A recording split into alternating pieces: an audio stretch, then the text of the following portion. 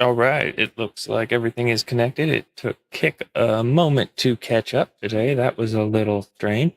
But hello, everyone. We're back for another day of everyone's favorite retard on the internet. It's me, your boy Perk. We're going to do another news stream today. But we're going to try and keep this one, on point. We're not gonna. I mean, we're gonna be talking a little bit about the Charlie Kirk situation, but not about Kirk himself directly, other than one video about him and some of his position. Today is going to be talking about the real-time collapse of the ideological left that we're seeing going on right now. It truly amazing to see the insane extremists let the mask slip and reveal to the world just how many of them there truly are, which has driven rational people on the left to flee in mass, it would seem. Millions of people, it would appear, are changing sides, which, well, the left was already down in numbers in terms of the balance. This is going to basically be catastrophic to them. And based on that, it's probably safe to say there's gonna be more leftist violence, y'all. As everybody who is a regular to this channel knows, I am a staunch believer in the Second Amendment and self-defense. I am a concealed carrier. I am licensed, trained in my state, blah, blah, all that good stuff that the left loves to swear none of us actually do. I carry every day. I recommend anybody who watches my streams and realizes what these insane leftists are capable of also look into doing the same. If you're in a state like California that does not want to afford you that God-given right, I recommend leave California. I did it for exactly that reason. And the first thing I did upon landing in my new location was get my concealed carry permit, get trained. Well, I had undergone countless hours of firearms training since the time I was a small child. I think my first firearms training class was 9 years old, something like that. Regular part of my life. I do them often. So yeah, the first thing I did was take the class in the state I moved to, required to get my concealed carry permit because people on the left are insane. And unfortunately, as we've been shown, you're not afforded a whole lot of time to respond. You may be afforded no time to respond. But the long and short, the greatest odds of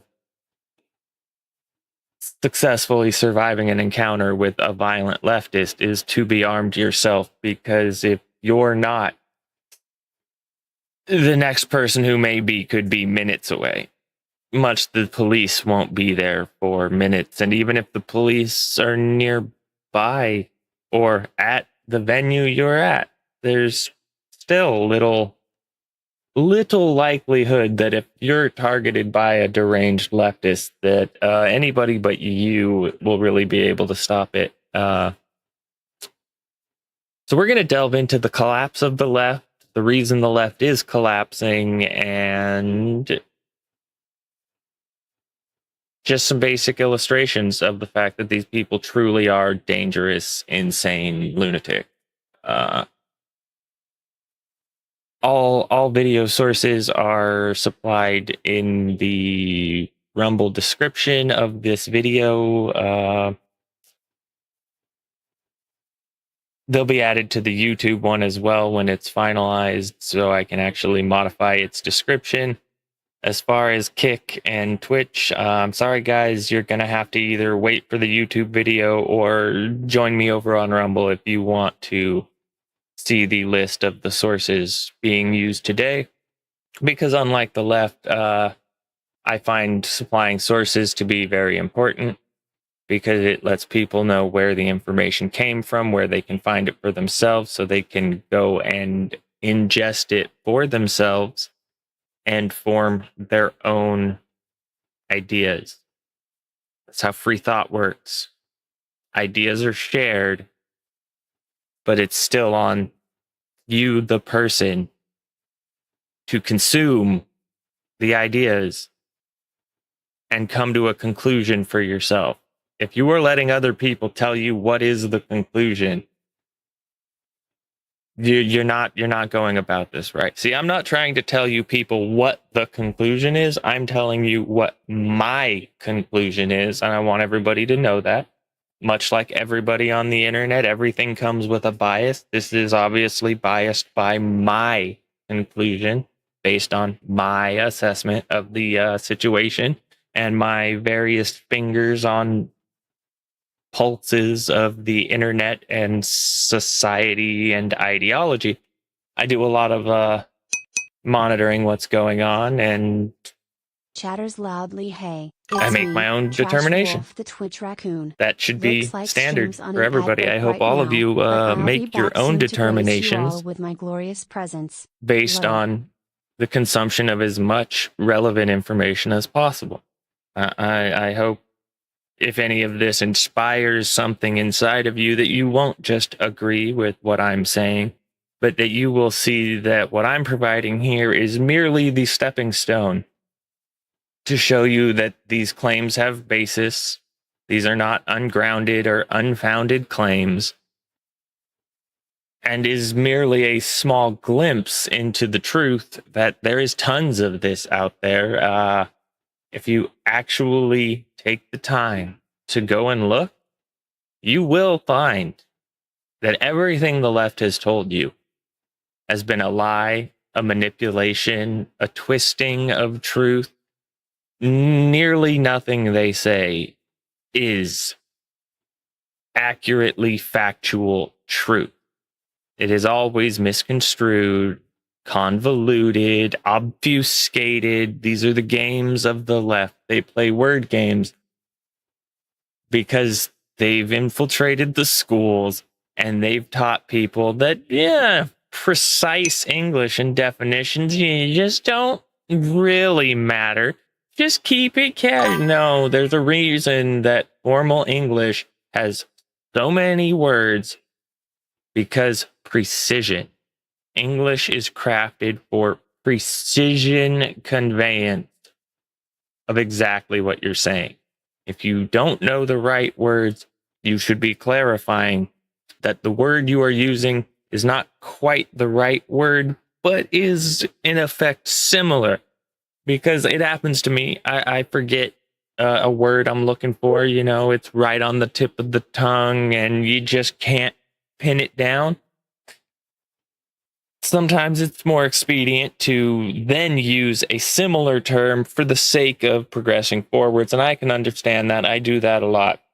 And I try to clarify when I do that the word I'm using is not the actual word I'm looking for and is not exactly the precise term to use, but due to similarity is effective in conveying mostly the same point.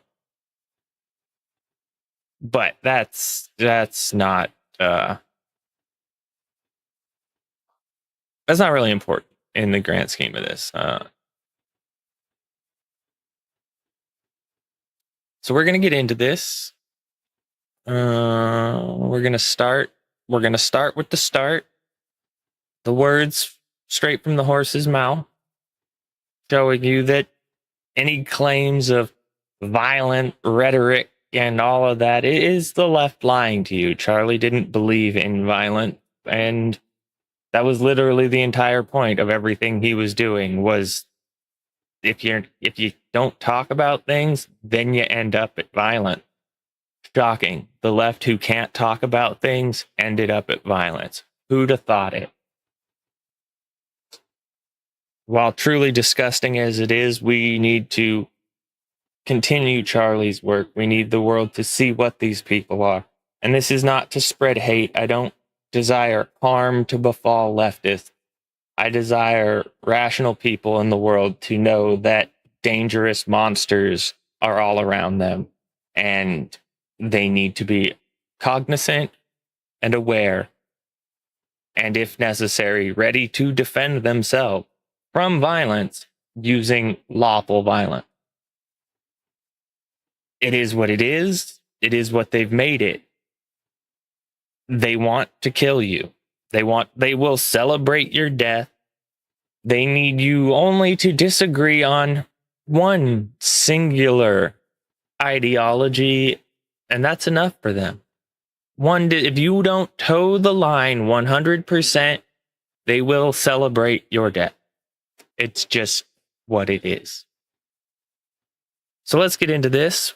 Boom, we're on a Just Chatting feed today. I think you guys can see that, right? Can you guys see that well? Let me tab over to the Twitch manager thing. Maybe not. Let's shrink it, pull it, and get it nice and well sized. That's probably the best we're gonna get. Wait. Okay, that looks like that right there is about as big as we're gonna squeeze out of it. Oh my God, why did you do that? Okay. Opera's giving me the business.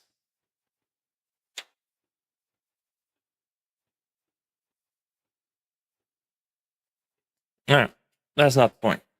We'll get into this. We've got a series of videos lined up. We're going to go through them one by one, and then I'm going to paint you my opinion of the situation based on video evidence.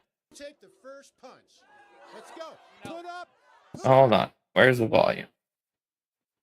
Bring the volume up. Up or shut up, Charlie Kirk. You know Put what? Up or shut so, up. first of all, Like the ridiculousness of some like 70-year-old fucking codger wanting to fight a 31-year-old, which I don't even know exactly when this was. It could have been even older. He could be in his 20s. The point of it is that these people are insane. They lust for violence. What rational 70-year-old wants to go fist fight a man in his 30s thinking that that's going to prove a point? Like, this deranged old man literally thinks that he's going to best a 30-year-old, which, on a side note, Charlie Kirk was a quite tall fellow. He's a fairly big boy. He's going to best a fairly big 30-year-old in fisticuffs. And that's going to prove his ideological argument that he literally cannot argue with words because his argument is so flawed and weak, it could never hold itself up. He can't hold it up with all of his best effort, so he needs to resort to violence. This is your left. This is your Democrat Party, America. This is what they've become. And you need to accept it says very what they clearly are. in the Bible that we shouldn't harm those that are worthy of protection, and you obviously are. You're just worried I'll kick your ass. Well on Medicare age, but do you see the insanity? You're just worried I'll kick your ass. My man, you're like 70 years old. He's probably worried you're not going to make it up the stairs to leave the venue. Let's play this out. Despite the obvious fact, and you and I both know who would win this duel. However, hold on a second. You see, delusions. These people are delusional. Is a great embodiment of the American left. You can't debate, so you want to go to blows. You can't. doesn't even say no. All he can do is shake his head in disgust of himself. But he can't embrace that. No, he's so delusional and ideologically captured that he's sitting here advocating to bring a disagreement to violence instead of words. The worst example anyone on the left could ever be for their party. Nope, double down. The only thing that is preventing us from this country from going to civil war is debate and dialogue. Let's watch him double down. You don't even down. want to have debate. You want to go and you want to wrestle like a 7-year-old. Who here is actually dividing the country? No. So a gentleman's fist fight. You know what that is, right? Again, I would like to think that we are elevated above trying to go have a fight. A gentleman's fist fight. So that means I think I can kick your ass, but the moment I start losing and start crying, now you're the asshole because I said this was for gentlemen. You're not being gentlemanly, even though you're the one who brought violence to the table when you're met with better violence. What do? You curl up in a little ball. You look for your safe space. You cry about how that was unfair. I'm sorry, old codger. Life's fucking unfair, buddy. A 30-year-old's gonna mop the floor with you. Gentleman's fist fight, ghetto street fight, prison field fight. A 30-year-old's gonna fold you up with, he's gonna fold your clothes with you still in them, my dude. Like, you're insane.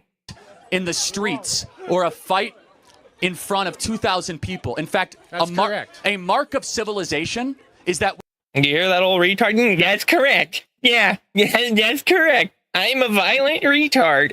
We don't have to go to blows or bullets, that we can have discourse and debate, but yet you're inviting that. And you know that out here in the West, that's a bunch of bullshit. Oh, really? You don't debate out in the West? Real men stand up for what they believe. You guys don't dialogue in the West? No, the left doesn't do dialogue. They don't. They can say it's the West, the East, the North, the South, the square, the circle, the horse, the moose. The driving retardation of the left does not give two fucks about discourse. You could literally show them irrefutable proof and they'll call it fabrication. They'll call it this, that, or the other. Then when their own people fabricate, they have no scrutiny. No, in fact, anyone who then proves, provides solid evidentiary proof that it is invalid information that has been manipulated to convey a certain narrative, literally provable. Nope, won't hear it. So they operate on only by a double standard, and that is that they can do whatever they want, and no matter what the right does, you can try to be rational, you can try to talk to them, it doesn't matter. None of it matters. Remember, these are the people who said words are violence. Silence is violence. Everything is violence to these people because that's how they mentally justify being violent to you. I know. How about this? Why don't you, since you're a 70-year-old aged elder and you want to have a fist fight with a 31-year-old? Is that how old you are? Why don't you tell me what a woman is? See, I am not here to debate you. See, yeah, like you said, they're never there to debate. They're there to shriek their beliefs, and if you don't kowtow to it, violence. Those are the only two things. You either toe the line 100% or violence. I'm here to prove you wrong. Prove you wrong. Prove him wrong. Well, you do in a debate. You do that with words. This man wants violence. Him wrong. So either put up or shut up. I'll walk away. You tell me right now. I will say this. I will say this. I'm not going to fight you because I don't have to. Because you know why? You don't have to. You are acting as if someone who is very desperate, who is clout chasing. We are going to remain peaceful while the left promotes violence. We are going to be the peace because, as Christ our Lord said, blessed are the peacemakers, for theirs is the kingdom of heaven. Thank you, sir, and get out of here. The left loves violence. They don't want to admit it, but they truly, I think, in my opinion, are a death cult just like the extremist Islamist terrorists, they love death. Death is the only thing of importance to them. They'll preach all kinds of lovely, flowery, whatever. But the moment they have to move the goalpost on the purity test, they'll be absolutely happy to start killing their own people. Because, they disagreed on one philosophical premise. So that's violent. We can kill them now. That's how these people operate. But on the upside, millions of Americans have seen this, which I mean, you could argue it's damn near an act of God miracle that there were even that many of them with functioning brains left, in my opinion. So we'll move on to that. Hey, it does full screen nice. Charlie Kirk. Again, all sources are in the description of the Rumble video. They are in order. They have title and content creator who posted them, or anyone who would like to watch them themselves without my dumbass talking and pausing and fucking yapping like a dipstick. By all means, they are in the description on Rumble and will be in the description on YouTube for you to watch for yourselves if you so choose. Shooting just proves that we are the worst. My God, is every video's volume turned like all the way down to nothing? Where's my mouse? Mouse, where'd you go? Where'd you go, buddy? There's too many screens. Man, my party is the fucking worst. I got Wait. Dial it back to here. Boom. The Democratic Party should be viewed as a terrorist organization. The left has no one left. As a registered Democrat, all I have to say is the Charlie Kirk shooting just proves that we are the worst, man. My party is the fucking worst. I got people celebrating. Probably the only time you'll ever hear me applaud leftists, but good job, y'all. You showed the rational people who you truly are, and now they're running. They see you. You let the mask slip. Now they see you. You've metaphorically committed partisan suicide. And I'm here for it. Hoping that he dies? Are we fucking for real right now? Where's the empathy? Where's the respect, man? It's disgusting. The left has no empathy. They have no sympathy. It's just something they lean on when they need to make you feel bad emotionally, because that's the only way they can drive an argument.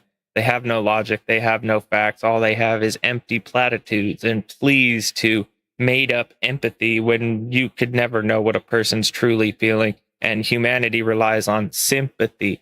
We actually have an entire built-in function that allows us sympathy. We can never know what another person is feeling, but we can imagine it. And what our imagination makes us feel, we know isn't even close to what that other person is feeling, because that's what sympathy is. It is that I could never truly understand the pain you are feeling, but my body has an idea, and what I'm experiencing from my body's idea of it is horrible. But I could never imagine how truly horrible the person living it feels. That is what sympathy is. Sympathy. Humans can sympathize. We cannot empathize. You cannot feel to a T what another person is feeling. It's not possible. It's disgusting, truly. And the fact of the matter is this: he was a father, and whether or not I agree with his political opinions, all he truly wanted to do at the core was see this country be the best. And I can fucking respect that. And to see people Squint size and waves pod just be dismissively blatantly ablate. disgusting. More like We're the nap worst, time. man. Shush now. We're horrible. Minions. I mean, he Your is raccoon completely overlord will be right. How back can shortly. anybody Low stay kappa. in the Democrat Party knowing that they attack and murder people for being good people and caring about the youth of our country? Well, let me just say it now. Well, that's the problem. So many of them are just brain rot. which is funny. We use the term brain rot to like make jabs at the youngest generation of gamers, but they don't have brain rot. Sure, they have really weird, slang terms and stuff like that. Yeah, absolutely. Skibbity Riz, and I could not even tell you more because it just baffles my brain entirely. But when I was young, we had really retarded slang terms too. So, like, that's not brain rot. That's just kids, man. That's just kids being kids, and they're embracing their learning of and understanding of language, and they are playing with it, experimenting with the flexibility of language and understanding and meanings and precise wording. That's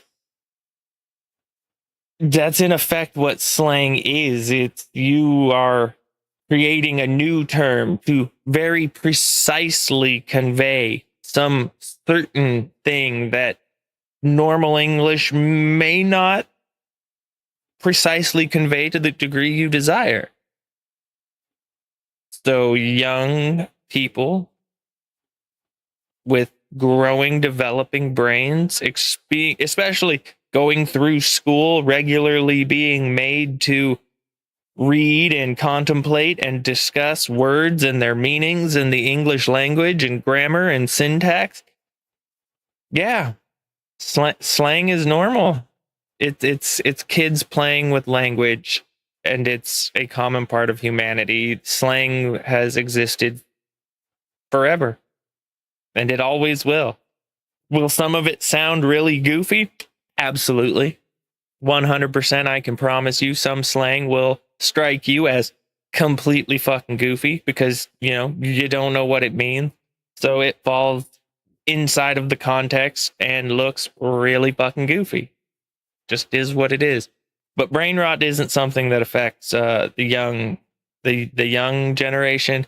Brain rot is what affects the ideologically captured lunatics on the left who would enact violence on people for merely disagreeing with them. In 3 years, I am not voting for Democrats. Fuck off. Who would? This is a problem that the Democrats have had for a long time, and it's just getting worse because people are realizing how insane they are. Now, in the EU, they were supposed to give a minute of silence for Charlie, and this is what happened. That incites violence. Please stand with me in reflection and prayer in his honor, and I yield the rest of my time for a moment of silence. Herr Kollege Reimers, wir haben angesprochen, Sie wissen, dass die Präsidentin hat eine Schweigeminute abgelehnt. Wir fahren weiter fort. Wir kommen zum Bericht von Herrn. Remember now, these are the people who demand that you respect whoever they say you have to respect. They have no respect. All of their platitudes are empty. They only use them against people who those things mean something to. It is all a manipulation.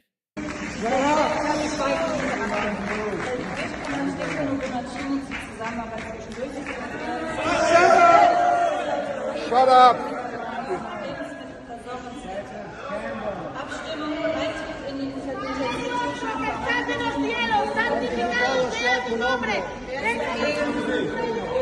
So you might see this and think, well, it's because you might see it and think, it doesn't matter. I'm sorry, it doesn't. You can't excuse behavior like that. I don't give a shit what ideology somebody ascribes to. You don't celebrate the death of peaceful people. It's fucking insanity. And anybody who thinks that isn't insanity, you're literally who we're talking about right now. You are the brain-rotted, ideologically captured, retarded left. That's just what it is. I'm sorry. Much the right didn't celebrate the death of Ruth Bader Ginsburg. We didn't celebrate the the diagnosis of Joe Biden with, I believe, brain cancer. Sorry. We're not even close to the same people. The right has morals. The left is disgusting. They use morals as empty platitudes to manipulate. They have no morals. They have no principles. These are literally, as Shuan had said, atomized bug people. They are the lowest functioning form of brainwave. They are insects. They are empty shells that look like people that spread evil. As Charlie wasn't European. And to that, I say this was a man who was murdered. I'm sorry, why should it matter if they're European or whoever? They were a massive public figure who has been all over the world and to colleges all over the world, including England and Europe, Asia, to the just the raw delusion of it and sheer audacity to be, no, why would we celebrate just any random normal man? Well, let's be honest, because like it wasn't just some random normal dude. It was someone who had traveled the world and sought to engage all of you in open discussion. Murdered publicly because he was exercising his free speech and because he was a good person and a good role model. He stood for the things that the people of Europe take to the streets today and protest for. He stood for European values as well. He really respected Europe and he loved their culture. At the very least, they could have shown a little bit of respect. This insanity is the reason why all of the left has left the left, and people even like Dean Withers understands how bad his party has gotten. This was his response to Charlie's passing. His wife and children were in attendance, dude. Imagine,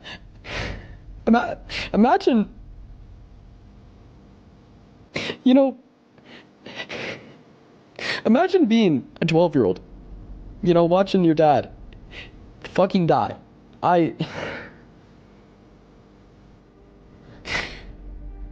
Nobody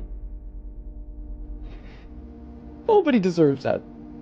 Not even Charlie Kirk. I mean, some people say that his reaction looks like he is acting. I think a lot of people are really confused on how to handle this. This isn't something that we are supposed to be exposed to. We shouldn't have had to see this video that is haunting everybody. To me, it is an attack on America. And so the only people left of the left party are terrorists. And so if you are proudly celebrating this online, you need to be investigated and you need to either go to jail or you need to go to a mental asylum. I disagree with that. I believe in free speech. I believe these idiots should be free to say whatever they say openly with no fear. That way we know who they are. And we can ostracize them out of civilized society because they have no business in civilized society. They don't deserve violence on them. They don't deserve judicial reprimand. Then they deserve to just be ostracized, to live amongst themselves. Let them be them and let the rest of the world look down on them and laugh like the right does to the extreme far right people. Like we all mock the idiots in the KKK who came out with their little protest over whatever. Oh God, I don't even remember what it was, but apparently the KKK is now Republican, and they did their little thing and they got laughed off the street and they got run the fuck off.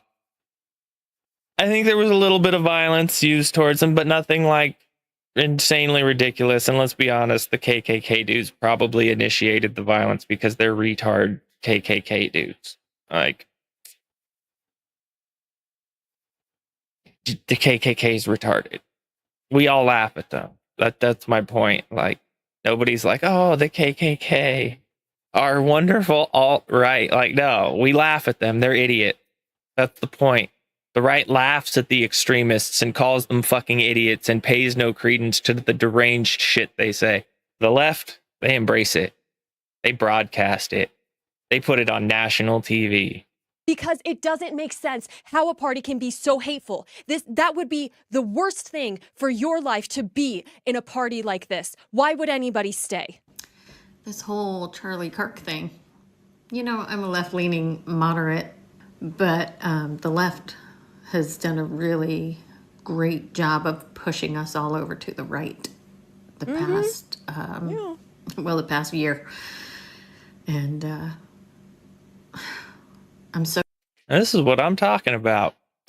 The left's own ideology has rotted through its internal support. The building is now leaning, creaking, groaning, preparing to collapse. Listen to the warning signs. Listen to the building moan. It's coming down. And either you'll be in it or you'll have fled. There's not really any choice left. It is collapsing in on itself under the weight of its own abhorrence. So sad, because what Charlie Kirk brought to the table was conversation and debate, and that's why I liked him. I didn't always agree with him, but damn, we need more conversation and we need more debate, and all I can hope is that all of these... The left can't converse. The left can't debate. I invite anyone to prove me otherwise. All they have is convoluted, obfuscated, and misrepresented statistics and wildly cherry-picked out of context quotes. I'm sorry, everybody. I did not realize that it was 6 p.m. already. I need to bring in Raven and get her dinner. But as a treat for everybody, I will try and get her to stand up so everyone can see her in all her prettiness. Just give me one moment, please, everyone. Thank you.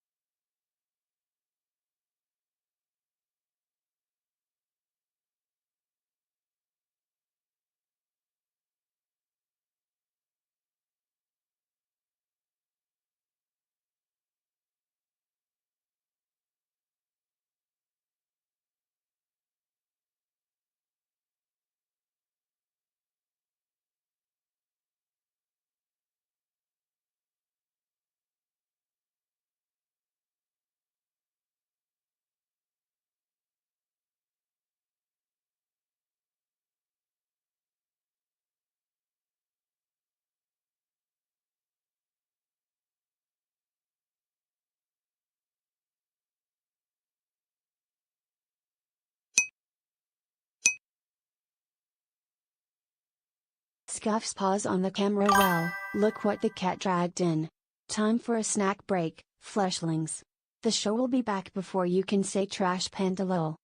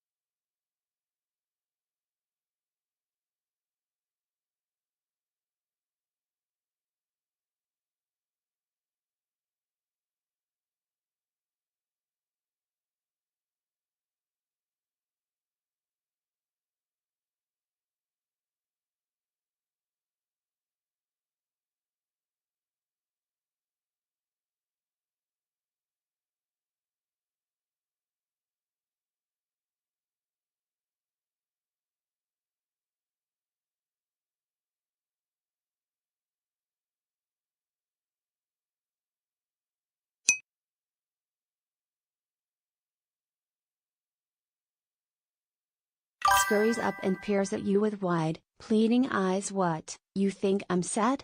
I'm just plotting my next mischievous adventure. Gotta keep you on your toes, huh?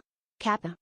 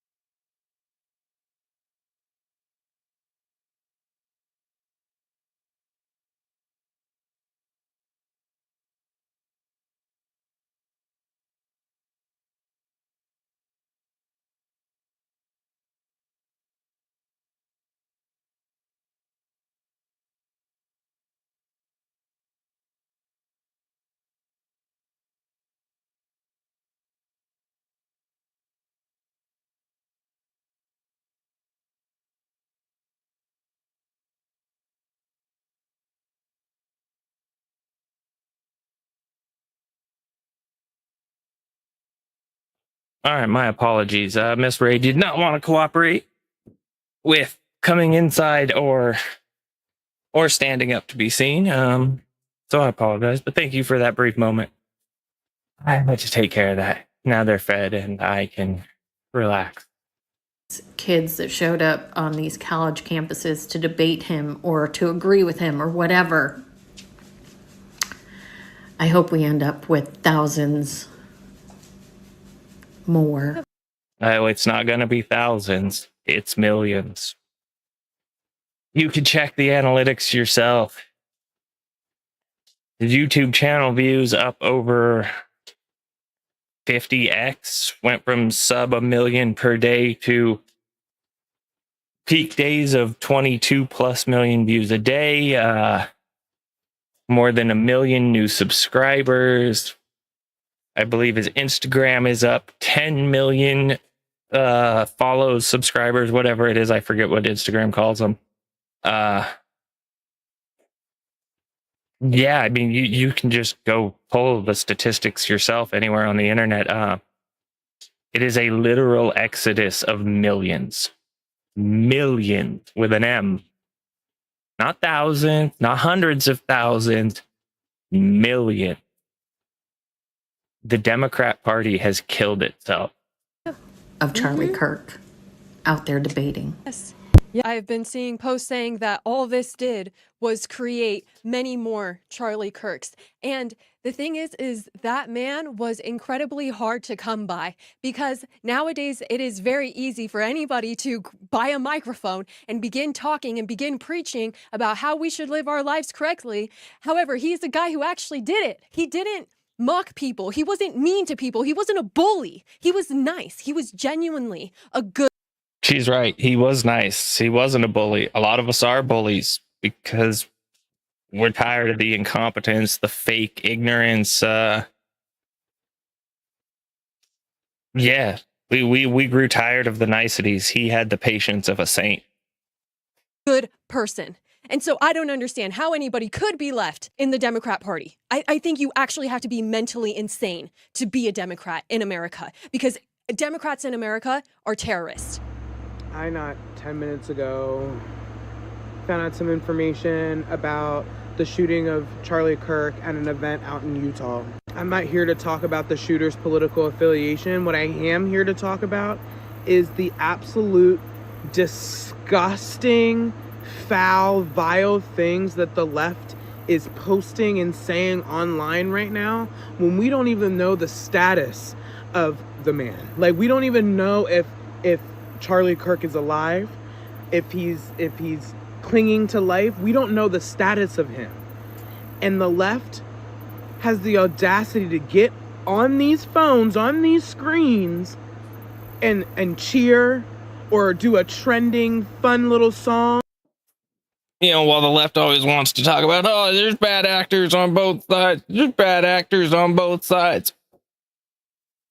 I'm honestly, genuinely, and I mean this from my heart, genuinely surprised to see that any of these people on the left even had a heart. And I mean, you know, these ones in this video talking, you can see it in their face. The irreparable damage their own ideology caused and the heartbreak they feel. To the fact that this happened, I'm talking, it hasn't even been I can't even say hours yet. And the left is so evil and demonic. I don't care who you vote for. Yes. The day that I'm recording this video is on 9/11. And so today we pray for all of the souls that were lost, and also for Charlie Kirk, and we pray that they enter into the gates of heaven. And as I've been speaking so much with my family about this, this was an attack on America. And so it also feels like a really hard hit to remember the attack that happened on September 11th. And it's not like we have to travel across the world to... It's not hard to remember. I remember it vividly. Many of us remember it clearly. It is only the younger generation who didn't have to see it that don't remember it. Yeah. I don't know who she's speaking for, but millions of us remember September 11th very clearly. To see maybe, white people are being attacked and persecuted. Maybe Christians are being attacked and persecuted. These are not theories. It's not white people. It's not Christians. It's anyone who disagrees with the ideological left on even one single topic. Just one. That's all they need. All they need is you to disagree on one. And to them, that justifies your death. Theories. These are not, I wonder if it's happening. How many attacks have happened in the last few weeks? And the right, the conservatives, we believe, okay, turn the cheek, pray. Why is this not? Whoa. Why is this changed back? Fucking Rumble. All right, this is not supposed to say that. It's supposed to be news. Hold on, y'all. The fucking category is not set right.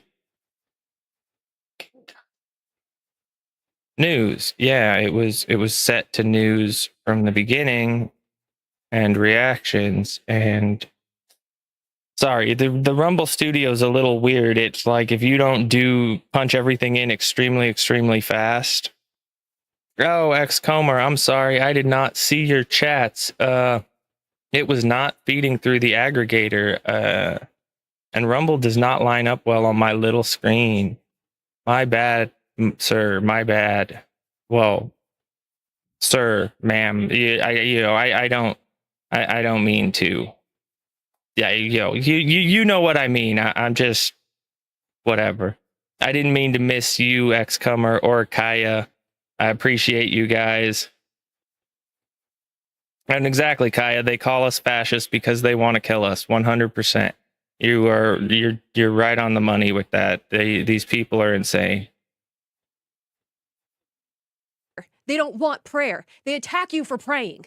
So at what point? Sorry, I'm gonna put Rumble up where I can see the chat. To think that there's people in the cities that we live in that would think that this murder is somehow justified. For what shall a man profit if he shall gain the whole world and lose his own soul?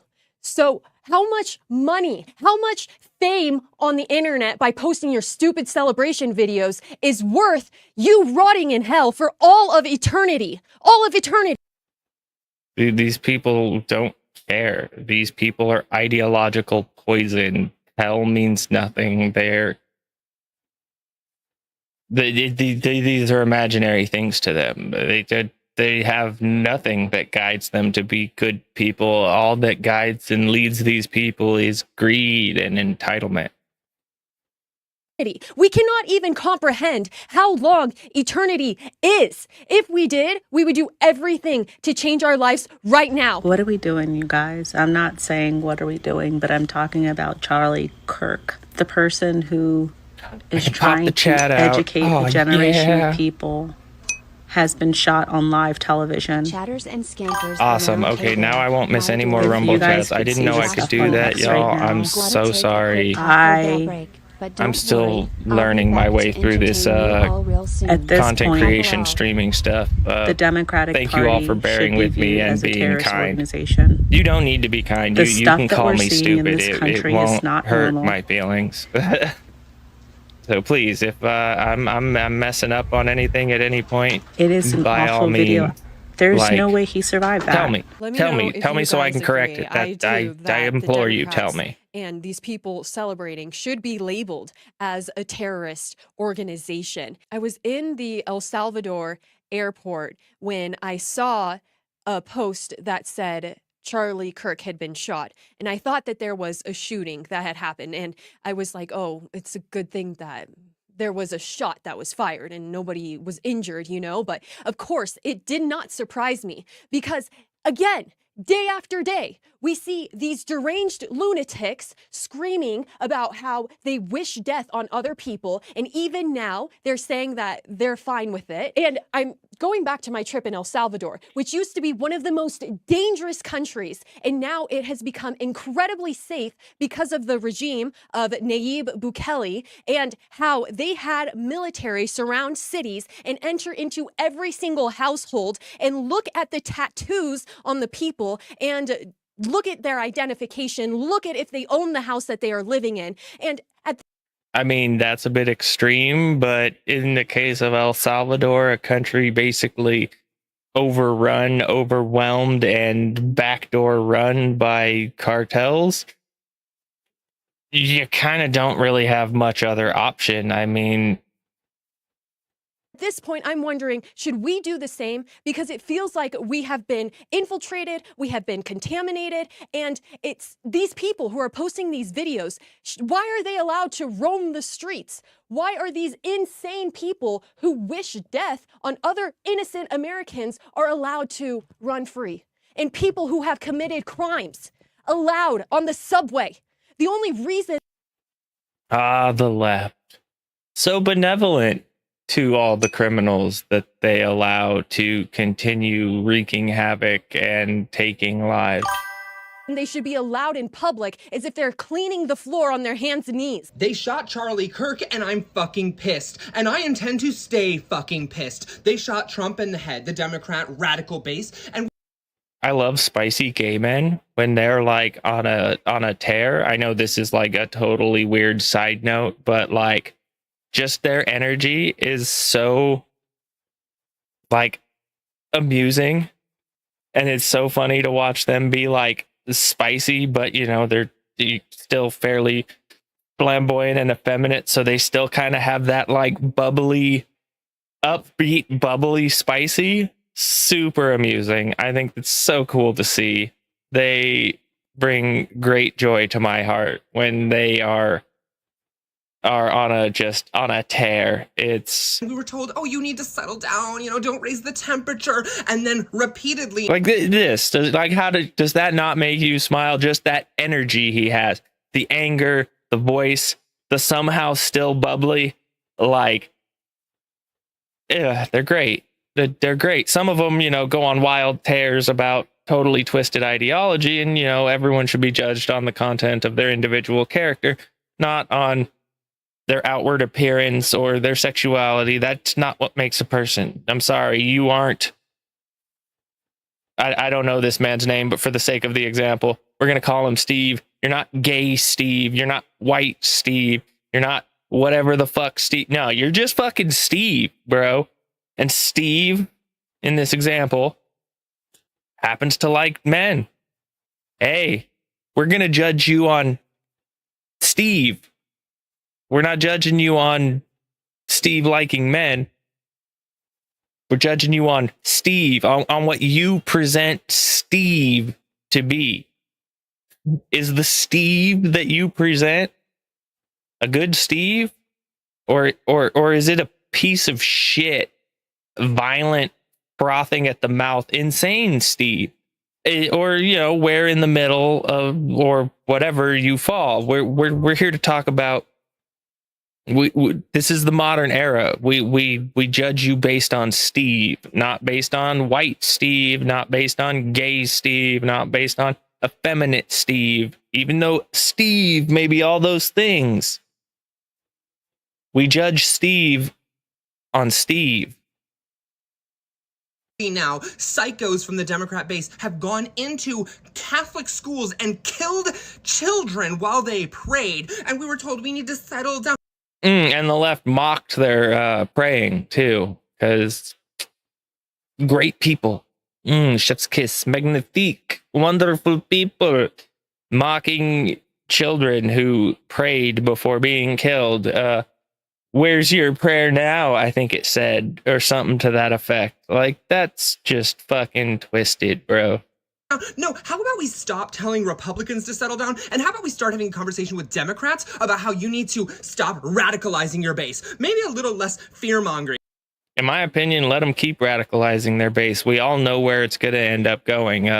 at some point a line will be crossed and violence will be the only option that's left. And well, as the right has known all along, we outnumber you.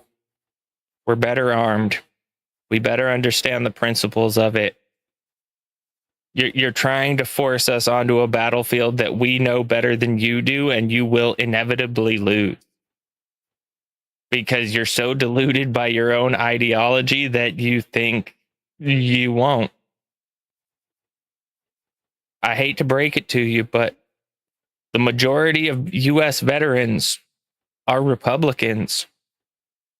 The government has invested billions of dollars over the, let's be real here, trillions of dollars over the course of half a century in terms of the ones who are still like highly effective in terms of military functionalities.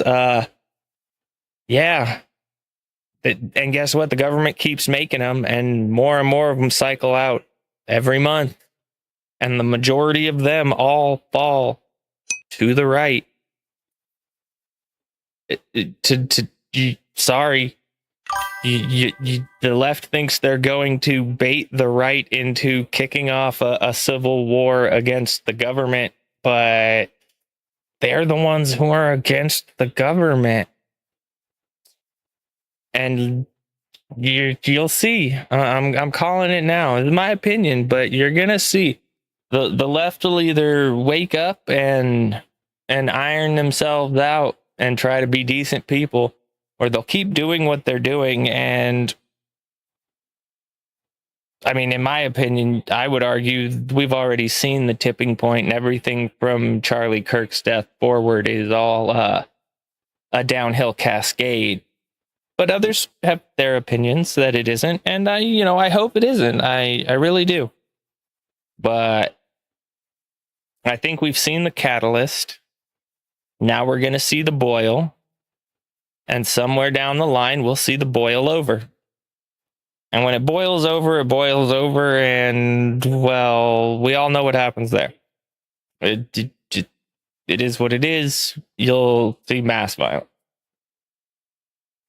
So hopefully we don't get to that point. Hopefully this wakes people up, gets more people talking, makes more people open to discussion, and realize they need to call out their deranged leftists and put them in the public light so that the rest of society can see that they're pieces of shit, so that they can be properly ostracized from civilized society. A little as Trump is a fascist, because clearly it's turning your base insane. Clearly they can't handle it. Maybe a little bit less fear-mongering about how bad Republicans are, and a little more, I don't know, getting your base to understand that assassination is not acceptable. Over 50% of Democrats were polled said that they believe that it would be acceptable to assassinate Donald Trump, and almost 50% said that they believe it would have been acceptable to assassinate Elon Musk. You guys have a radicalization problem. You guys have a violence problem, and I will stay ravenously angry until you guys clean house. Until you guys do. Love the spicy gay guy energy. Mad props to this man.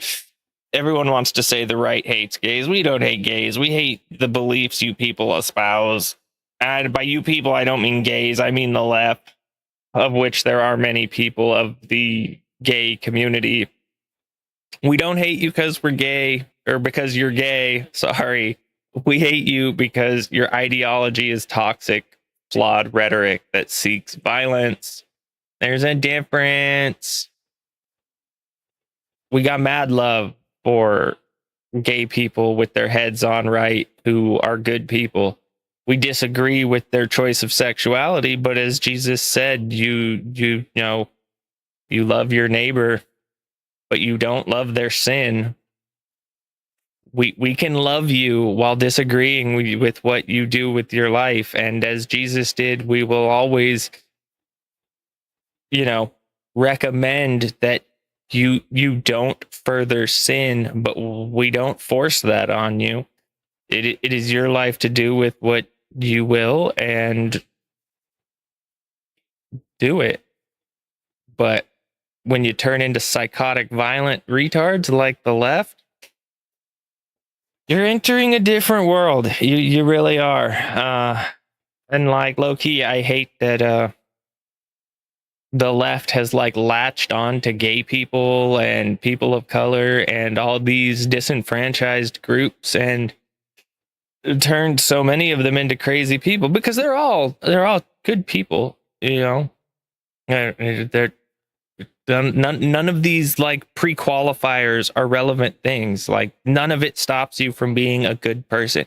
You can be a good person who is gay. You can be a good person who is white. You can be a good person who is black or Mexican or Asian or insert literally any pre-qualifier that divides you down into a subset of humanity. You can be that and a good person. All that conservatives want anyone to try and do with their lives is be a good person.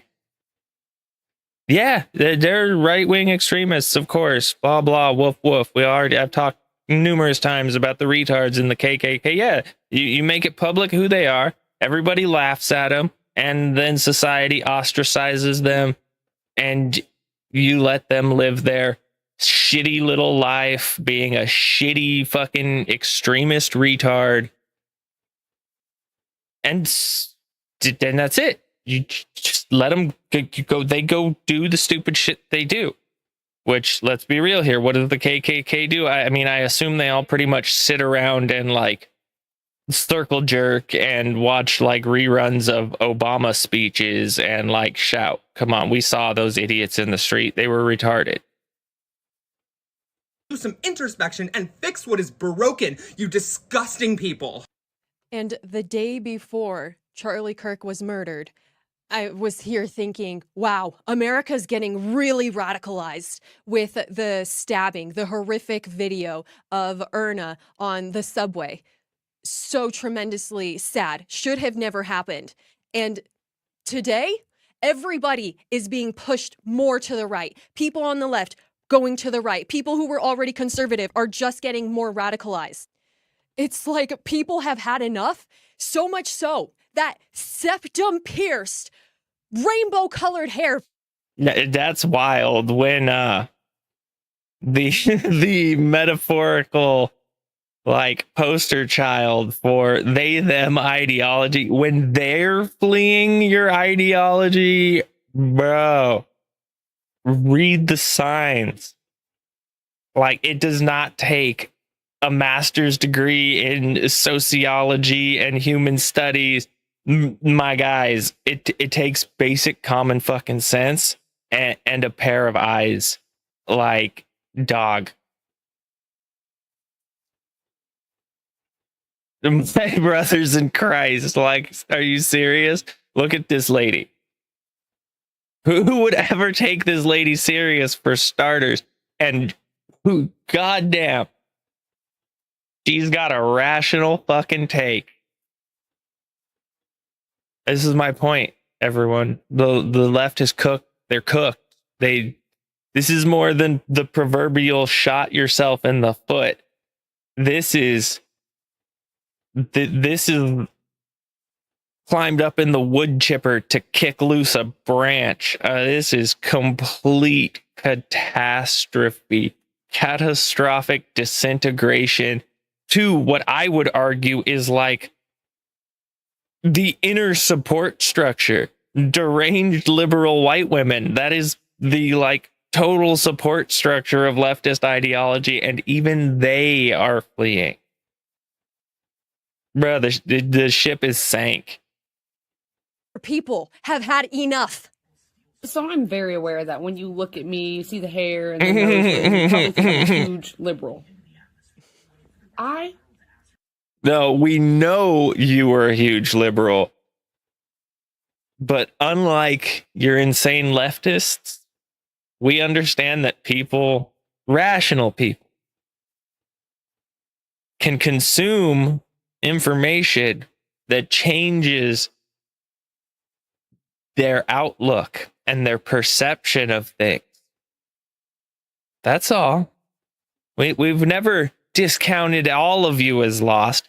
The insane lunatics, I mean, I would argue that they're lost. Their words tell you most everything you need to know. But even them, the majority of conservatives would still reserve the opportunity to wake the fuck up and redeem themselves by becoming a good person.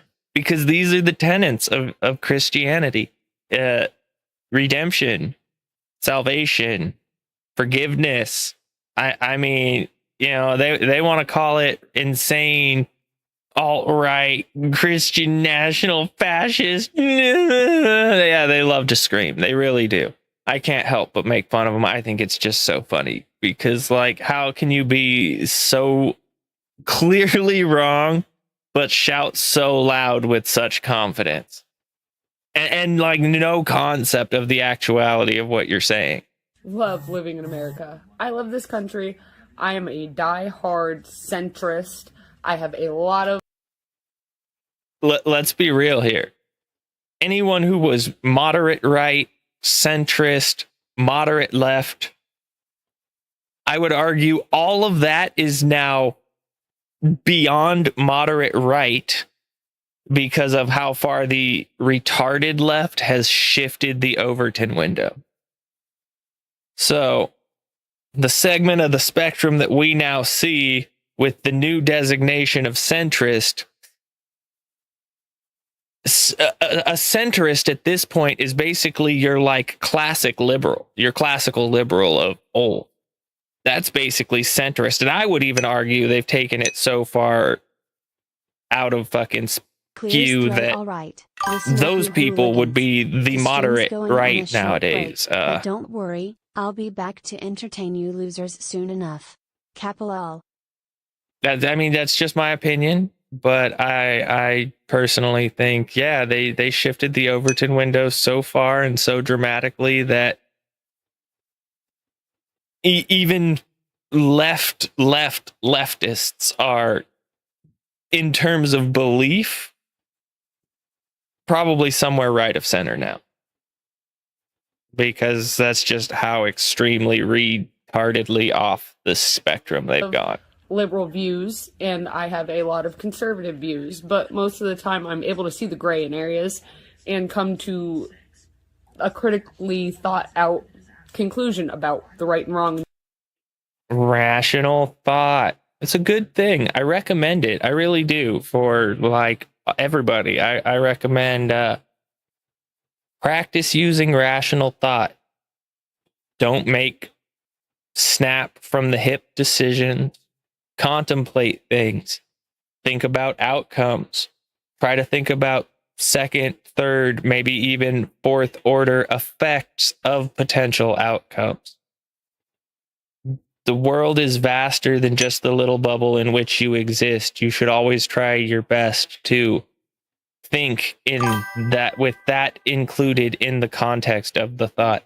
Yes, it's very easy to think just about your own little experience of the world, and outside of that holding very little relevance, which is why you try to sympathize with people. You imagine how you would feel in their shoes, and you can begin to see why they may hold perspectives they hold.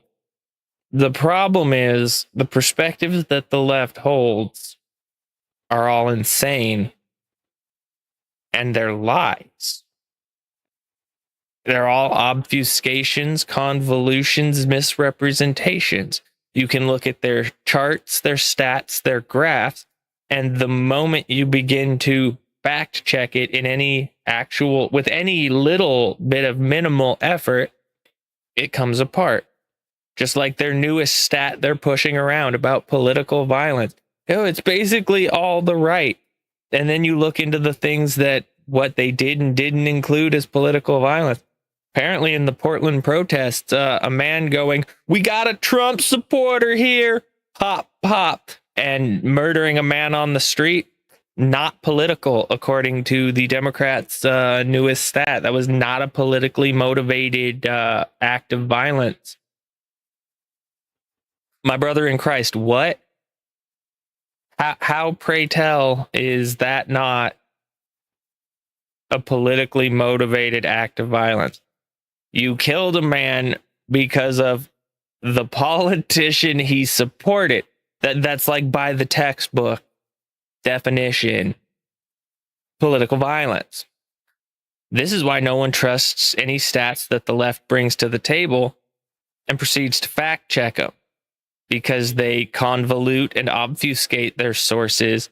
They play fancy games by pixie choosy cherry picking. We all know the game. We've seen it for the last 10 years. Now the left's starting to see it too. And it's beautiful to watch their toxic, polluted, disgusting pillar begin to crumble from the inside. The amount of people I've had to unfriend or unfollow because they're cheering and happy about what happened today. Okay, this video is already getting long. The First Amendment. We're going to start doing some skipping. Long and short, this video, leftists are fleeing en masse. What is it that caused them to flee? Some of you may not believe me that they're as disgusting as I claim they are. Well, I keep myself pretty well informed. I watched content from all sides, left, right, center. Sorry, guys. The mask fell. It didn't just slip and expose a little bit of the rot. The mask has fallen off. The world sees what you are.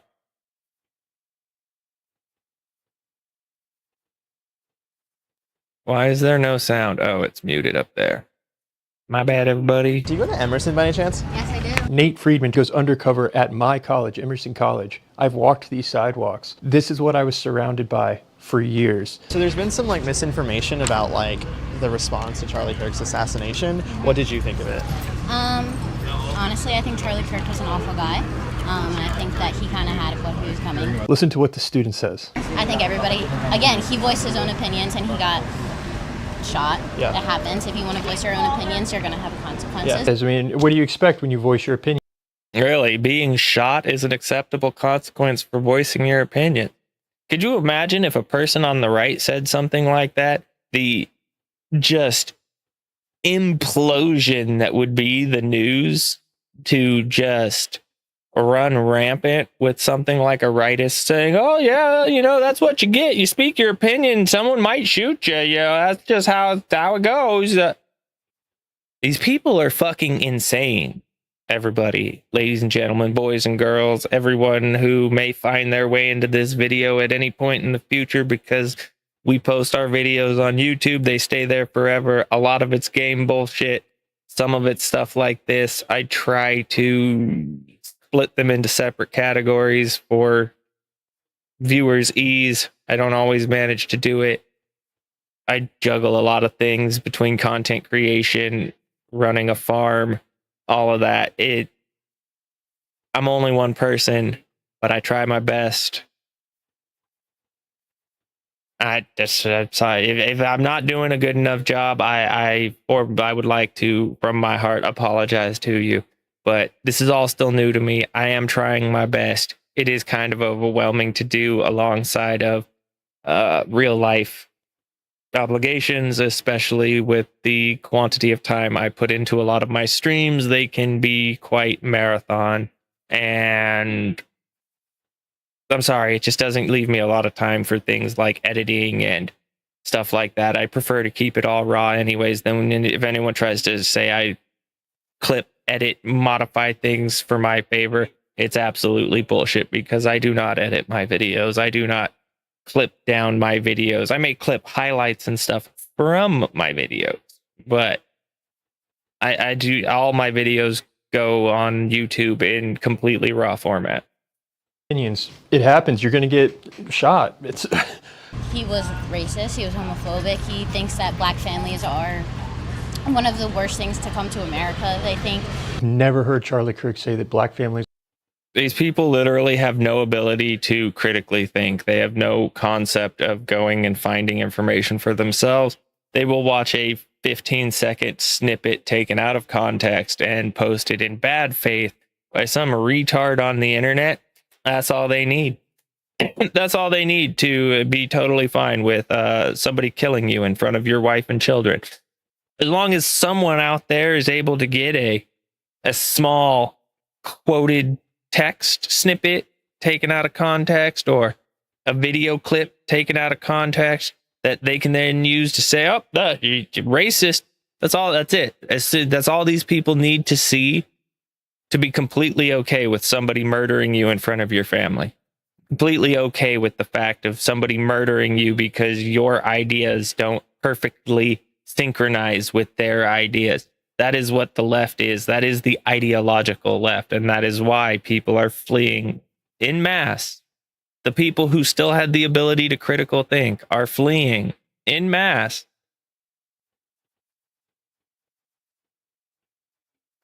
Are the worst thing to come to America or anything even close to that. What do you think of people getting fired over their response to the assassination? I don't think it's fair. So it's not fair when you get fired for what you say, but you have it coming if you get killed for what you say. But unfortunately, do you grasp how like ideologically rotted that is? Like the level of just pure contempt and hatred. It's not okay with my people are getting fired from their jobs for being absolutely disgusting, reprehensible human beings with no concept of anything. Let's be real. These people have no concept of fucking anything other than violence and staunch ideological retardation. Oh, but it's unfair that they're getting their job taken away. But like, you know, we disagree with you, so it's totally cool that your people got shot. Like, you know, he had an opinion. How fucking dare he? The sheer audacity of this man to have a fucking opinion. it's the world that we live in. For sure. And what are your peers saying? My peers completely agree with me. They think that he had it coming for him. In fact, how fast she's able to respond to that. No, my peers.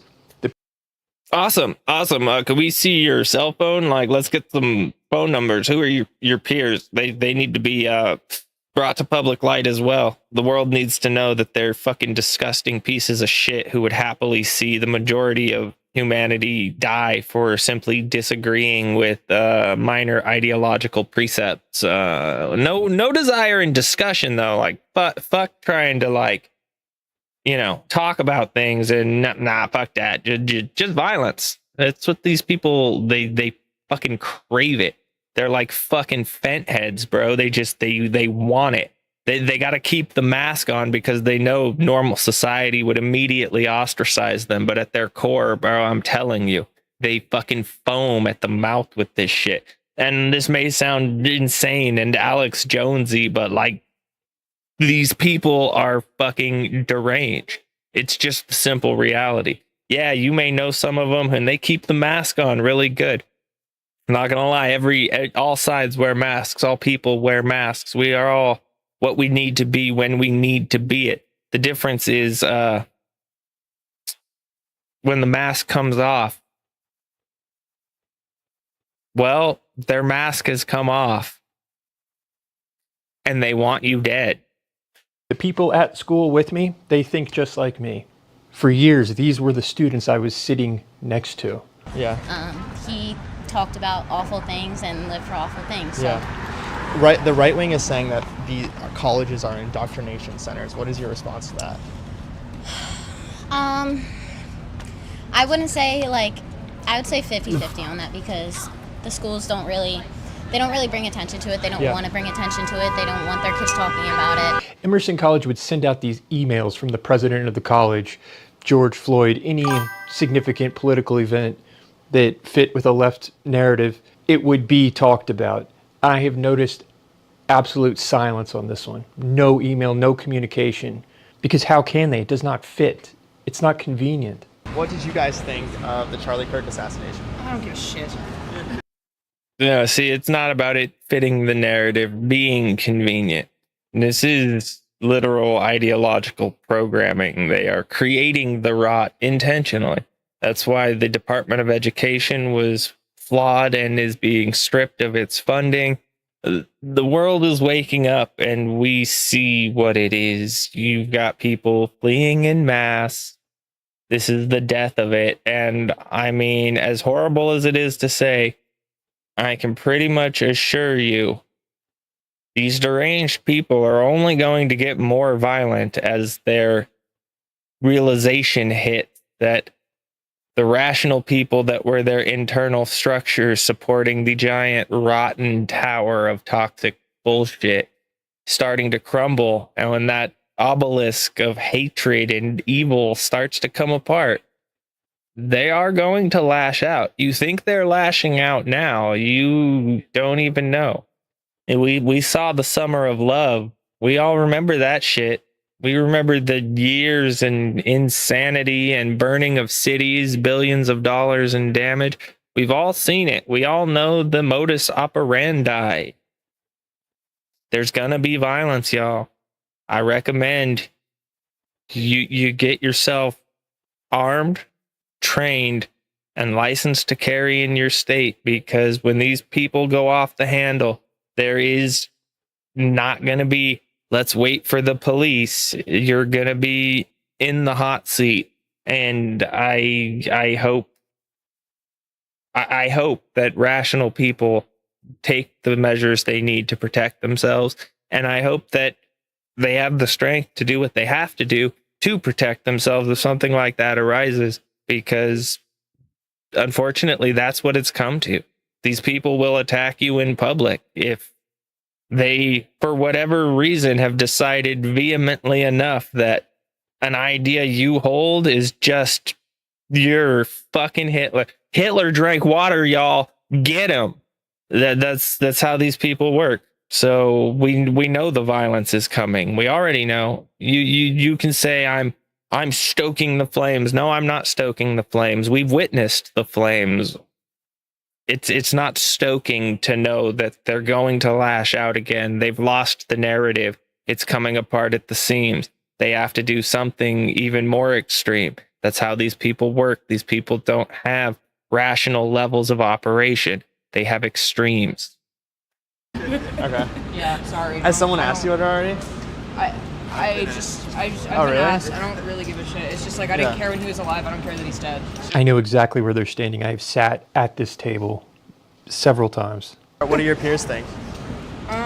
Most of my roommates don't really give a shit, and I haven't spoken to anybody else about it because, again, could not care less. There's the mention of parties. Like there were parties on campus celebrating his death. So people are saying it's a good thing? Yeah, there are. Are people having parties and stuff? I know George GW was doing that. I heard of a few parties that happened.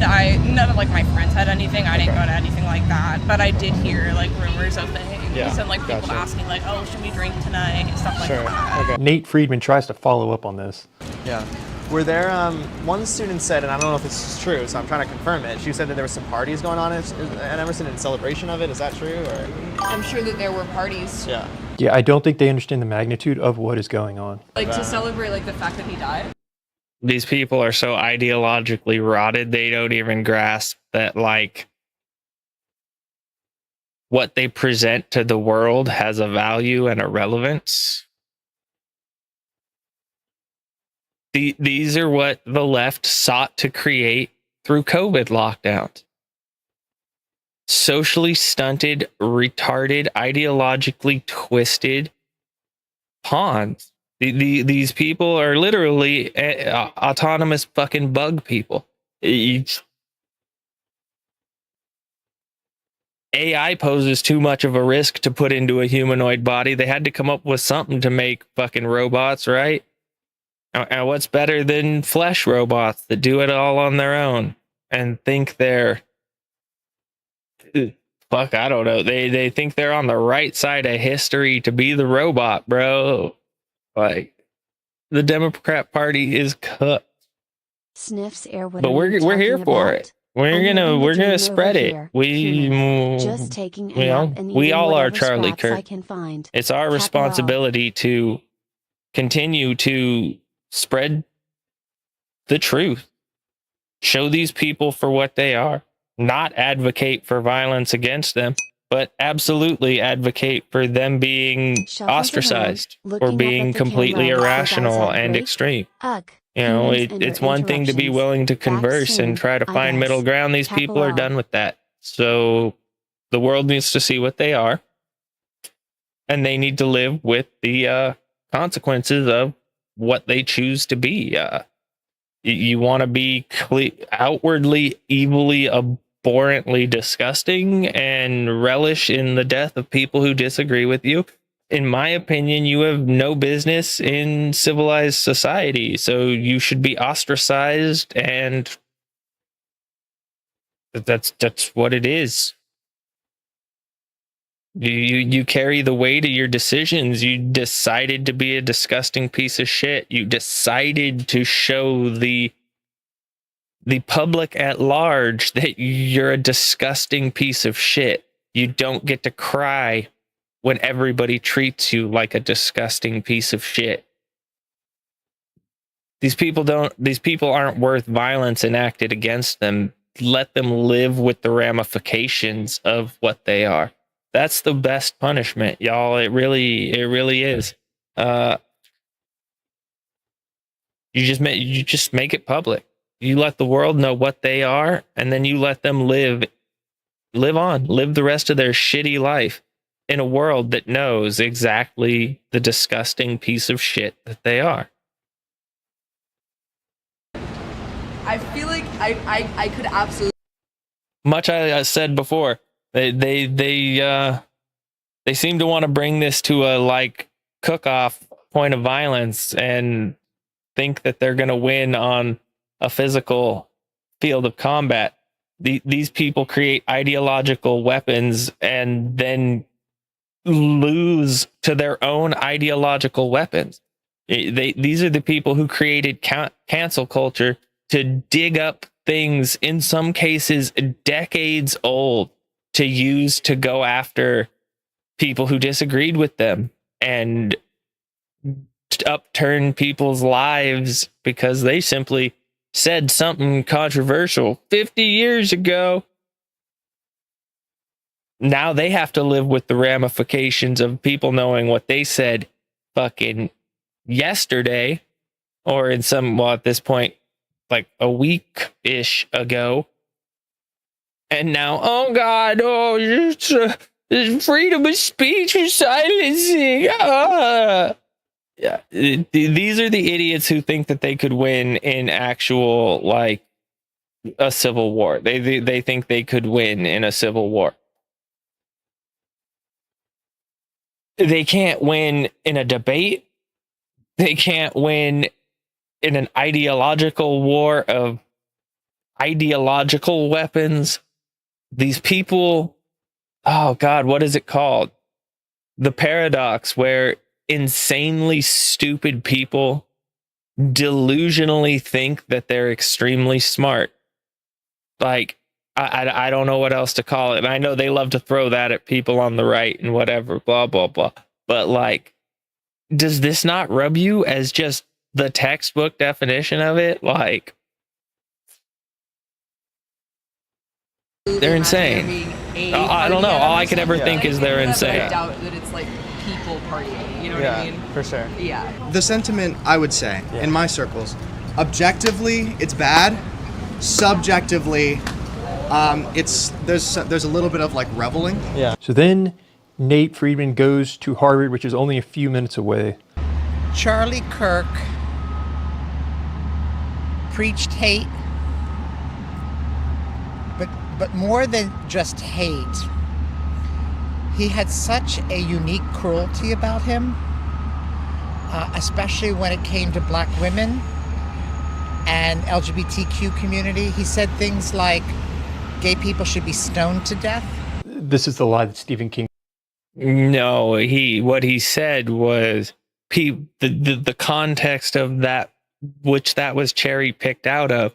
I forget who it was he was debating with, but they cited the Bible saying, "Love thy neighbor," to which Charlie said, in that very same book of the Bible, it says that gays should be stoned. So you're going to cherry pick part of the Bible, then ignore the other part of it. That was his point, is that these people love to cherry pick.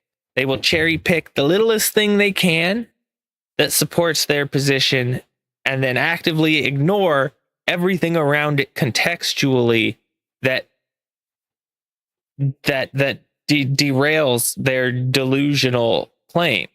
It's intellectual dishonesty is what it is, and it's the way they love to operate. It's things like that: cherry picking, obfuscation, convolution. They just can't engage anything at an honest intellectual level, which is why they're now turning to violence. Being posted and later had to retract because it was a lie. It's not true. It was so heinous what he said. And I think that it is truly, God has some sense of humor. When you're being asked about gun violence minutes before he was killed, and he answered, there will have to be some deaths in order to protect the Second Amendment. This is the most like bad faith thing I keep hearing these fucking freaks saying. But it is what Charlie Kirk believed. And what you can take out of that belief is that Charlie Kirk would not want a push for gun control or the taking of people's guns based on it. Yeah, in the broad scope, he would not advocate for guns being taken away. It's not saying it's okay that people get killed with guns, as Charlie said. To clarify his point, was you should take all kinds of steps to reduce the number of gun deaths, but taking away guns is not a logical step. He explains it in great detail because the value of the Second Amendment goes well beyond the individual need. It serves a core place in this country and in the structure of our country's government and everything like that. So his point, which he made, if anyone watches the actual whole thing, we have 50,000 car deaths every year. That's more deaths than gun deaths. Should we ban cars? To which everyone goes, oh no, blah, blah, blah. Because the value brought by cars, as crass as it is to say, the immense value afforded to society by cars is more of a benefit, it is more beneficial than the unfortunate losing of 50,000 lives. Because if we removed cars from society, it would cripple society as we know it. You know, by the very same logic, we have power, we have electricity. How many people are killed by electricity every year? Should we ban electricity? You know what? I'm curious. How many people are killed by electricity each year in the USA?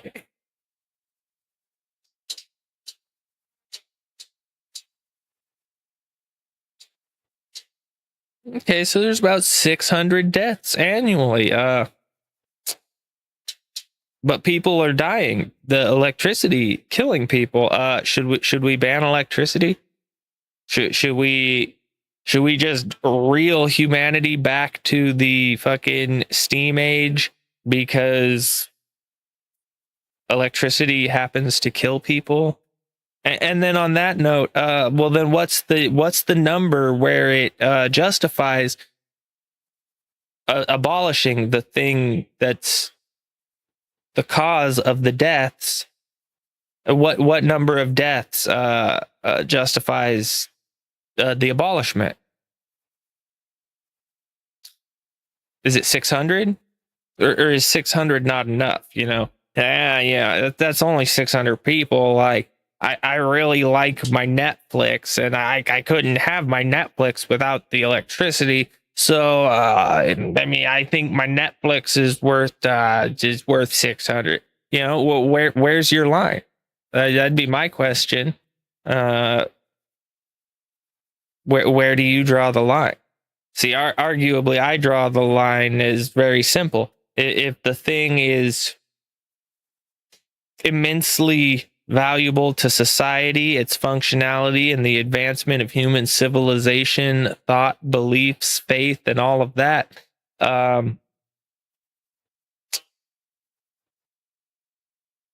it is what it is. People are going to die.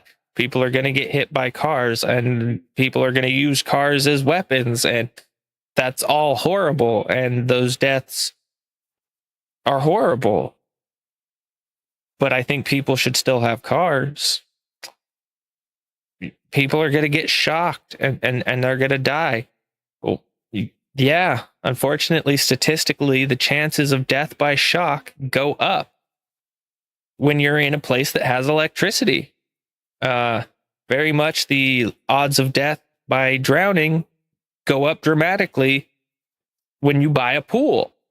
You know what I mean? So the argument is entirely flawed at its core. So they'll cherry pick it, and they'll put it up in bad faith like this, and they'll pat themselves on the back in their head. They'll be like, yeah, oh fuck yeah, I owned them with that. And they're so fucking dense and stupid that they don't realize, one, they took the fucking thing out of context. Two, they're opening up an argument they're not even intellectually capable of engaging in. Three, they'll just applaud. They're sealed. They don't have thought. That's what I mean. These are autonomous fucking bug people. That I wouldn't even say that their lizard brain is functioning. These are basically empty bodies going through random thralls based on I would hate to say there's even intent to the electrical signals that are driving their body. You could this is like a case of, Shakespeare. If you give enough monkeys typewriters, they could write Shakespeare. Like, you give enough empty husk retards a good shake, sooner or later they'll put together a sentence that'll be wrong, and then they'll applaud themselves for it. This guy has no idea what he's talking about. That was a completely... You're misconstruing the quote, and that quote did not even occur on the same day. That was a completely different video. This is just echoing... It's this game of telephone that has gotten out of hand. That is ironic. That literally he was saying that. No, he literally was not. Minutes before he was killed. No, he wasn't. His final exchange was this. The audience member says, "Do you know how many transgender Americans have been mass shooters over the last 10 years? Charlie Kirk responded, "Too many." I've been refusing to do any ad reads, but do have these obligations I need to honor. And also the... All right, yeah, no, we're gonna skip your ad read. Sorry, I get it, but like I'm skipping your ad read. Reaction when he was killed. Where is this going to be played? See what I mean? You already know. Little shit-eating grin creeps over his face, and then he at least had the wherewithal to go, wait, this might be going somewhere that isn't my little echo chamber of fellow evil retards, and they may react poorly to this. Hey, Cloud, how you doing, man? Hello, how are you, Cloud? I was having some chat aggregator problems earlier. I apparently missed a bunch of messages from other people, but it's good to see that it's working now. There's this sense of it was unfortunate, but I'm glad that I don't have to hear him online anymore, so as though this is a positive outcome. I am glad that he's no longer on the internet. Yeah. It's a shame that he had to die for it. Yeah. That to happen. When I heard this is what caused me to make this video. I'm happy I don't have to see YouTube videos about him anymore. You have no idea what this actually means. I think he did cause a lot of harm. So I feel like in a way he's better off not here. This is just shocking. It's unfortunate, but he's better off not here. But I don't think that was the way to go. I think that was just more violent than I think is appropriate. But it's unfortunate that it had to be so graphic, is essentially what he's saying. It was more violent than he thinks is appropriate, indicating that less violence would have been fine. Now, this student also just said he's happy Charlie isn't with us anymore. I mean, violence shouldn't have even been part of the equation. But we're talking about a rotted ideology. So just keep in mind, for these people, violence is always on the table. And as you've seen, it's almost never defensive violence, lawful violence. No, it's deranged violence. Anymore, but he's neutral. So that's what neutral sounds like at Harvard. There was 32% of Harvard students surveyed that it's acceptable to use violence to prevent someone from speaking on campus. Does that surprise you? I thought it'd be maybe a little bit higher. Oh, higher. I feel like Harvard's quite liberal. Actually, I thought it would be higher because this is a very liberal school. What is the logic? A large portion of liberals think violence is legitimate. That's not my... That's their own logic, y'all. They assume that of their own. My opinion, that's the logic. He said it, I didn't. Is there some specific things that he said that made you not you said that it's better off that he's not here? Is there something specific that he said? I feel like he just, even if he himself didn't commit acts of violence, he was quite respectful in that regard. Actually, I feel like a lot of what he said incited violence. Can you give me one example of Charlie Kirk incited violence? So even if he doesn't have a bad intention, people who agree with him might have a bad intention. Yeah, even if Charlie Kirk didn't have a bad intention, well, the people that listen to him might have a bad intention. That's an interesting train of thought. Well, he may not have had a bad intention, but the people like him did. So just for a quick second, for the sake of thought experimentation, just spin that. The majority of leftists may not have bad intentions, but the crazy leftist shooter did. So do you see how ideologically sick these people are? Clear throat, all right. No Listen up, intellectual honesty. No critical thinking ability, no ability to step back and evaluate the broader picture, no attempts to view things from different angles. They're just autonomous, soulless bug people. Beep, boop, do the thing, say the words. Well, why are you surprised that the number's so low? We all say the words, expected more people to have said word. You know what I mean? Within themselves, they see it and are fine with it, embracing it. So that's all you need. Where does that end? You haven't done anything wrong, but the people that listen to you might do something wrong, therefore you cannot say what you're saying. And I've heard that before. That's why I think politically him not in the scene is better. Yeah. And it's comments like that.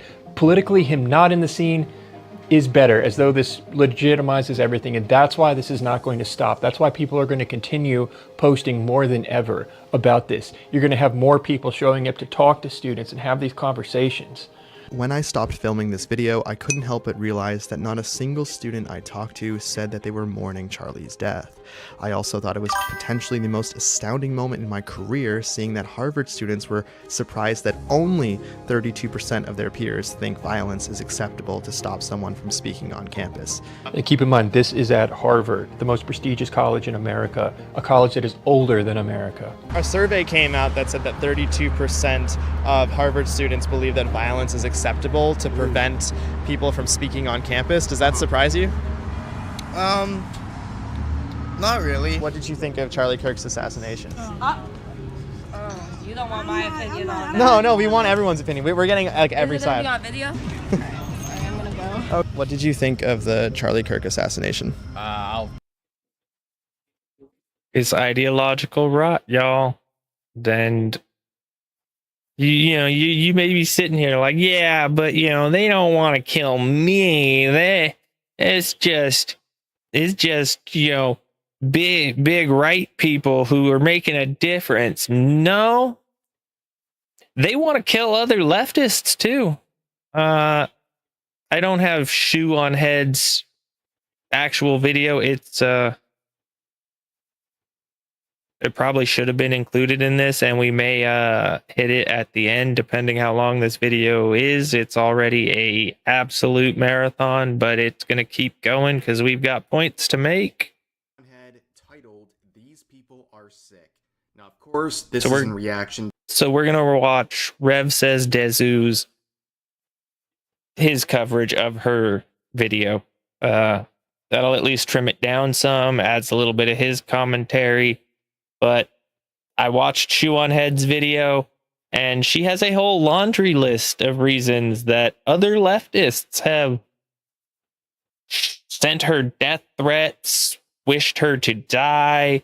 And again, she's a self-proclaimed Bernie bro socialist leftist. She's a leftist, like to the core leftist, and they hate their own. They just only currently all hate the conservatives because, well, that's the biggest threat to what it is that they do, which is oppress through violence and killing people. To the assassination of Charlie Kirk, and what she's saying is something I want to share with you guys. Now, this might shock the terminally online Twitter user who thinks I'm some disgusting misogynist, close-minded bigot, but I like Shu. I've been listening to her. I also like Shu. Shu is awesome and is a very rational based voice in the left. Mad props to Shoe on Head. If anybody watches this and doesn't know her content, I recommend you check it out. She's been doing it for a very long time, and it is very good content. I definitely suggest checking her out. Great content with leftist perspectives. Her for like rational leftist perspectives, I should say, not lunatic leftist perspectives. Shoe on Head's awesome. Y'all should check her out.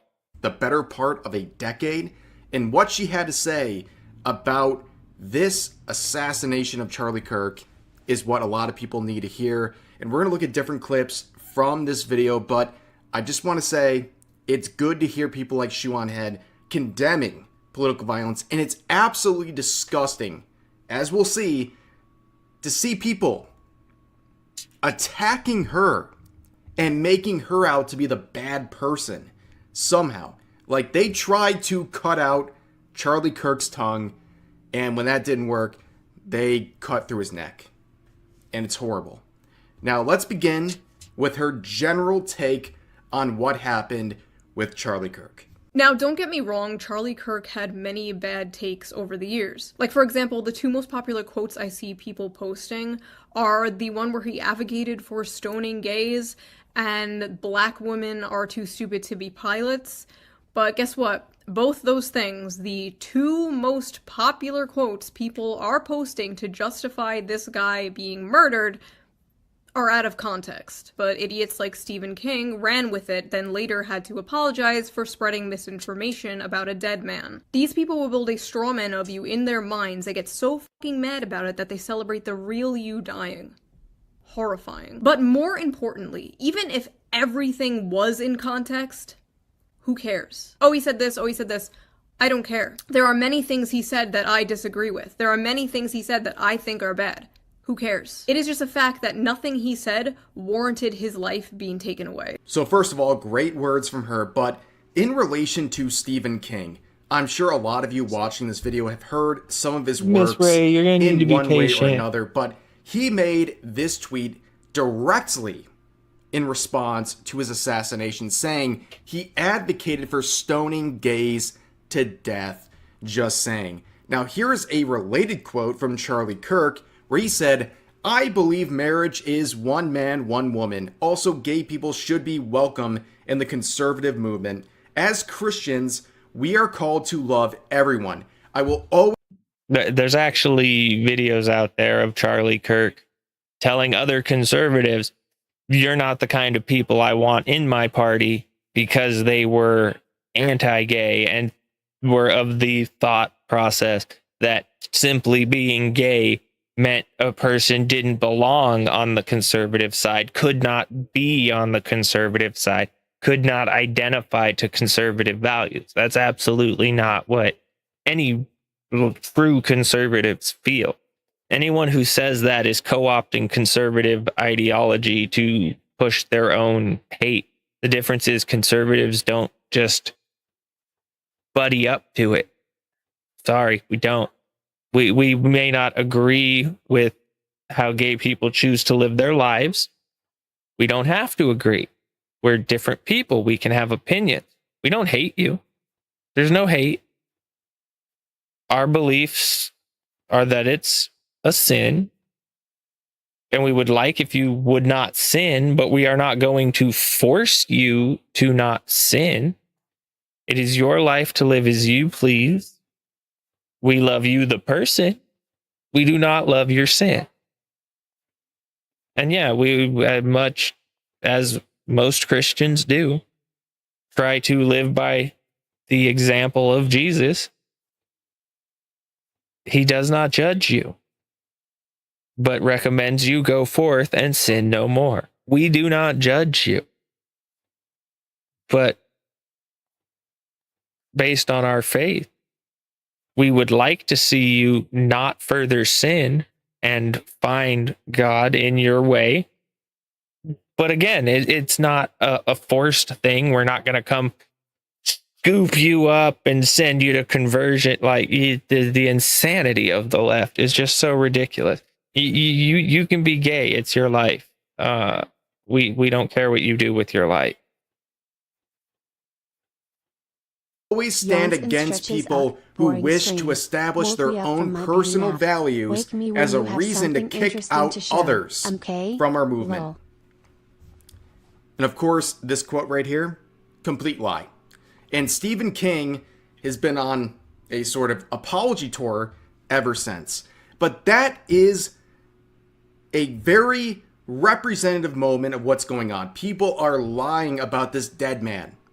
They couldn't debate him when he was alive. Instead, they slander him in the afterlife. And I know, for a lot of people watching this, they're like, dude, Rev, it's a little too political. I don't think this is political. I really don't. I think it is wrong. The context within which it exists is political. The problem is not political. It just happens to exist within the political realm.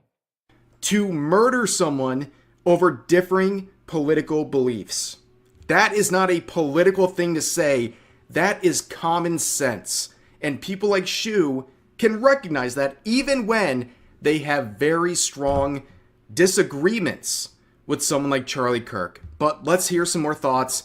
And honestly, like, guys, especially for those who are not in America, understand Charlie Kirk was a conservative. He went to college campuses. He debated anyone who is willing to approach the microphone. I just want you to understand, with this compilation uploaded by Shu, how disgusting the reaction to his assassination has been. Here's just a small snippet of the thousands of posts glorifying and celebrating his death. One person may have pulled the trigger, but then we saw the reaction of many. We think that Charlie Kirk just got shot in the neck. Hey, ooh, ah. I'm not saying she deserved it, but I'm saying God's timing is always right. Yo, they got Charlie Kirk, bro. I've never been happier. Never believe the reason I'm smiling. And it has nothing to do with Charlie Kirk. Nothing to do with... I would say pour one out for Kirky Boy, but I don't waste good beer on little bitches. Rest in peace, bozo! Charlie Kirk just got put down like a fucking dog in Utah. I do not, and I will not, ever feel bad when bad people get what the fuck they deserve. I just heard that someone shot Charlie Kirk? Thoughts and prayers. Your Democrat Party, ladies and gentlemen, can we get a round of applause? Oh no, someone shot Charlie Kirk. Look, I don't know who needs to hear this today, but that's how you pick up a woman. Homie dead. Fuck your homie dead. Fuck your homie dead. He got shot in the head. We got Charlie in the neck. We got Charlie in the neck.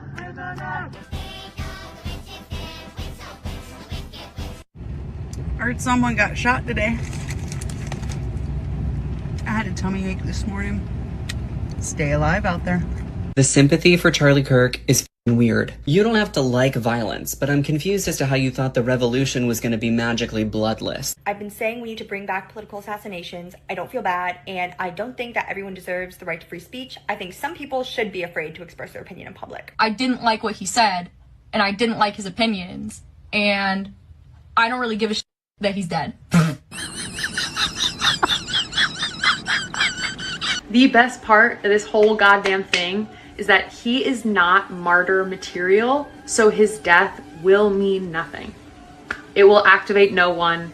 It will impact few. God, could you imagine being so confidently retarded?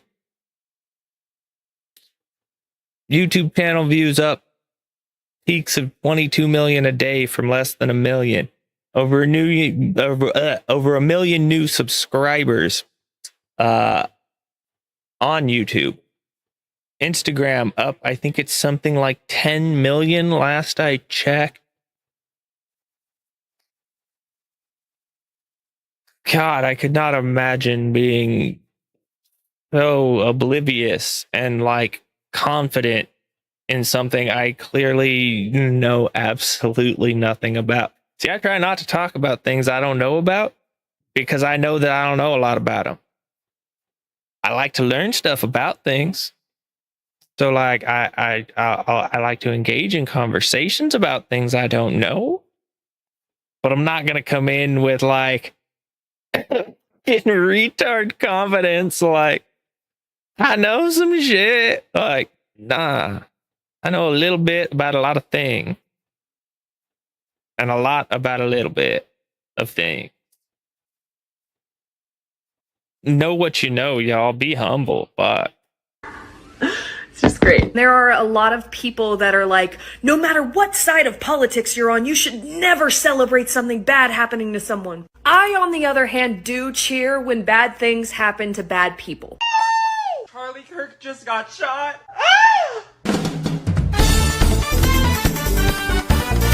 I saw the video before they even put out the confirmation. There was no chance that he made it through that. This wasn't the one we were hoping for, but a welcome surprise nonetheless. I'm surprised that y'all didn't get rid of him sooner. And I'm surprised that you guys aren't getting rid of more people. Like, don't stop with him. Don't let him be the end dog. Get rid of them all. His wife deserves to go too. Y'all keep on talking about his wife and kids. They need to go too because they're carrying on that mentality and that lineage. Like, get rid of the whole family. I'm so sorry. Why did you guys stop with him? There were thousands of videos like that. I've been saying this, right? It's not some wackadoos on an anonymous messaging board saying some unhinged stuff. These are people in your community. These are doctors, nurses, professors, people who are responsible for taking care of you, children, what have you. And they are completely pulling their mask off. It's not, again, it's not anonymous, random users on social media. They're posting this stuff with their legal name right next to their account. In fact, a lot of them are doing it from their work related account because they don't fear consequences. Why would they? This stuff has been tolerated for a very, very long time.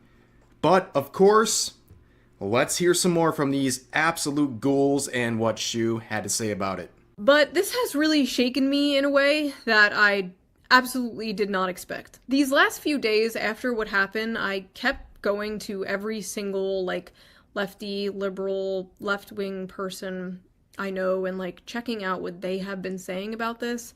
And besides maybe, like, 4 or 5, every single one was being an unhinged psychopath about this. Or saying some backhanded shit like, this is why we need gun control, which, first of all, we were just watching a whole bunch of people celebrate killing someone over political differences. You are never taking our guns now. That is not happening. I felt like I was in the middle of the ocean. I was trying to, like, grasp onto a flotation device, checking all of these accounts for their take, like, be normal, be normal. Nothing. Nobody. I'm just drowning in a sea of evil, apparently. Maybe I was just blind up until now. Maybe they changed. Maybe I... They didn't change. This is always what they were. Chatters while leading a You can argue it wasn't, but time for a quick break. Gotta rest these fuzzy paws. I'll gladly argue Be with back you. before you can This say is what hot they dog, always were. capital. It's what they've always been. It's what they've always operated on. They were just better at hiding it before. That's why you've got clips, these people with their little cherry pick snippets about Charlie Kirk said that civil rights was a bad thing. No, he never said civil rights were a bad thing. He said the civil rights movement was a great thing, and the principle upon which it was founded was an unavoidable and absolute thing that needed to take place. The way it was created and the things hidden within it were arguably intentionally made as an underhanded, masked way to make life for people of color worse. And there's actually quite a bit of evidence out there that supports the truth that statistically, Black families were doing better before the civil rights movement than they are now in terms of wealth in the household, you know, that kind of stuff. Like, if you snapshot the quality of what they were able to bring to themselves, they were producing more wealth for themselves while still under a system that did not treat them equally. After the system designed to equalize them, they statistically began doing worse and worse. That's the point that Charlie was trying to make in the bit about the civil rights movement. Them being equal was always a noble intention, destined to happen and needed to happen. Nobody is arguing that. What he was talking about was the way that it was then structured was underhandedly and intentionally designed to harm Black people. That part of the civil rights movement, the forming of it and the documents and the various aspects of it once codified were ideologically flawed. No one's saying that giving rights to people who deserved their rights and had always deserved their rights is wrong. Not what anybody's saying. We're saying within the noble cause, funny enough, I'm pretty sure if you look into it, I'm pretty sure the people who put it all together at that, like, the governmental level, I could be wrong. I could be wrong. But if I'm remembering correctly, they were Democrats. So, civil rights movement, in terms of rights being gained by people who had always deserved their God-given rights, 100%. absolutely support it. The fucked up, underhanded way the government put it together as a masked way to make things worse, that all needs to be fixed. Not take away their rights.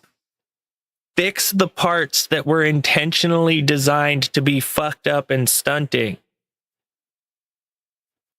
I changed. Is everyone going crazy or am I going crazy? I don't know. All I know is it is clear how they reacted to this is how they would react to me, my family, my friends, you, your family, your friends, that have ever stepped out of line from the nebulous, ever-changing definition of progressive. These are people I thought were level-headed. They were left-wing, but you know, like they were one of the good ones. Like, you can joke with them, you know, they weren't those, like, woke SJWs, like, they were cool, we can disagree and still be friends. You know. Your friend wouldn't celebrate you being murdered, of course. But if they would celebrate an exact clone of you that wasn't you, that had all the same opinions, or some of the opinions that you have, if they would celebrate that clone being murdered, they're not your friend. I'm friends with people who are friends with Charlie, and I see how they are completely broken about this. Seeing them like this, and then at the same time my other friends posting shit like, "Rip bozo."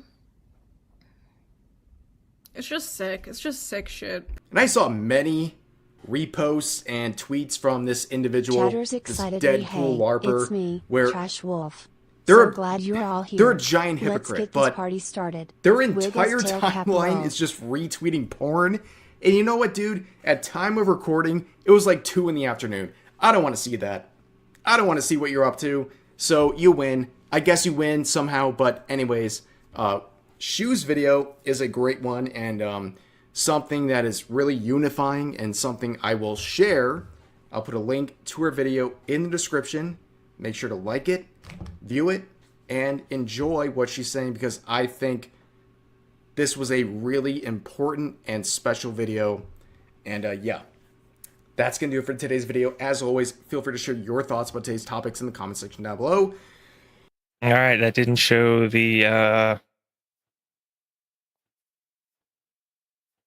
I don't feel that quite showed the ramifications she was getting to. So let's find this video in the comment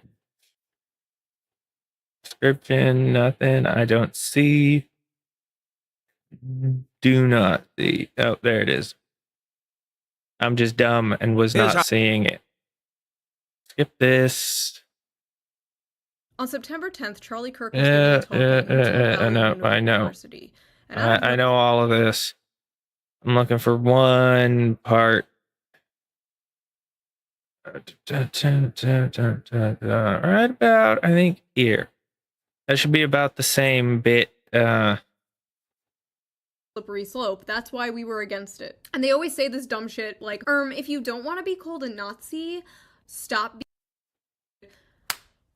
Why are most of them women? Most of the people celebrating are women. Like Kyle Rittenhouse. They fundamentally don't see the difference between celebrating her death. This is different. It's never been like this before. People who work with kids. I think this is it, where it starts. With 500,000 likes, and it's important to remember that all of those likes are a real person. Millions of people in this country apparently believe the acceptable response to speech they don't like is murder. This wasn't just a bunch of fringe blue hair SJWs or whatever. They were teachers, professors, doctors, HR workers, healthcare, like Charlie Kirk. It goes into a lot of detail that's not relevant. Here are all the things. I have been called Nazi, fascist. This is the part that I feel best illustrates just how quickly the left will turn on their own. Again, this is Shoe on Head, a self-proclaimed leftist, Bernie bro. I think she's even a self-proclaimed socialist. Basically, for the most part, one of them, like through and through, but clearly still has a soul and rational thought. You're not a fascist. Here are all the things I have been called Nazi, fascist, reactionary for over the last few years. Would you like to see? I have been making this list since 2023. Let's go. Let's just read this together real quick. Mocking/criticizing pop feminism. Believing adults can do whatever they want. Being pro-free speech. Being liberal. Talking to people I disagree with. Being friends with people I disagree with. Following people on Twitter I disagree with. Supporting Bernie Sanders. That one came from the right. Being registered independent. Criticizing Joe Biden, criticizing the Democratic Party, not being attracted to feminine men, not hating men in general, criticizing Canada's MAID program, not taking the COVID vaccine, criticizing the FBI, criticizing the CIA, believing the CIA killed JFK, using an American flag backdrop for my videos, saying elites, saying working class, saying based, making a joke about Joe Biden eating ice cream, making a joke about Pete Buttigieg being born in a test tube, making jokes in general, being cis, being white, being a woman, being a cis white woman, telling someone to take a shower, not being anti-gun, not being fat, being monogamous, liking Huey Long, celebrating the 4th of July, supporting Assange, criticizing the movie Cuties, praising the movie Sound of Freedom, being against pedophilia, being against the destigmatization of pedophilia, being against children watching porn, being critical of kink at Pride, being against children performing at drag shows, not being racist, I swear to God, being a class reductionist, saying biological sex, mocking people for debating the ethics of necrophilia, my username, owning a pet rabbit, questioning the Bush administration's involvement in 9/11, growing up in a Catholic family, eating meat, wanting to get married, wanting to have children, being married, having children, being at January 6th to interview people, saying it's okay if someone doesn't want to date a porn star, not wanting to do OnlyFans, criticizing Kanye West, criticizing late-stage capitalism, criticizing the billionaire class, criticizing Israel, criticizing eating the bugs, criticizing a fashion company for being creepy, you'll remember that one, supporting nuclear energy, parentheses, its toxic masculinity, supporting TikTok tradwives, supporting one-income households, supporting UBI, supporting farmers, supporting truckers, not celebrating October 7th, supporting Palestine, not liking brutalism, saying colorblind anti-racism was good, wanting to date someone who has a good relationship with their parents, not liking Indian food, saying men and women are different but complement each other, being followed by JD Vance on All right. Is this not just raw insanity? This is a leftist. And these are reasons the leftists have called her a fascist. They call you a fascist so they can justify killing you. That's what this is. That's why they do what they do. It's why everything is fascism. They call you a fascist so they can kill you. On Twitter, saying Hillary Duff is cool, making fun of Reddit, and for Asmongold reacting to me, criticizing American imperialism, wearing a bow in my hair, liking VTubers, and now being anti-death. Charlie Kirk was a fucking Nazi. He was a fucking Nazi. And you know what kind of Nazi is the best? Put it into words for you. I have friends who were friends with Charlie of the situation because I know a lot of you can relate. I know a Nazi so they can kill you. They don't kill you because you're a Nazi. They call you a Nazi so they can kill you. Now, I'm going to talk about my personal... Blair White is a conservative trans activist, by the way. Just so everybody knows, because I know most people might not recognize the account, Blair White, but they're a conservative trans activist. And even they know that they don't kill you because you're a fascist. They call you a fascist so that they can kill you. Personal feelings of the situation because I know a lot of you can relate. I know a lot of you have been feeling the exact same way. So I will try and put it into words for you. I have friends who were friends with Charlie Kirk, but I didn't personally know him. We follow each other on Twitter. I've been to the TPUSA Amerifest in 2021. I actually went there planning to make a video making fun of it, but I had so much fun and met so many friends that I'm still friends with to this day.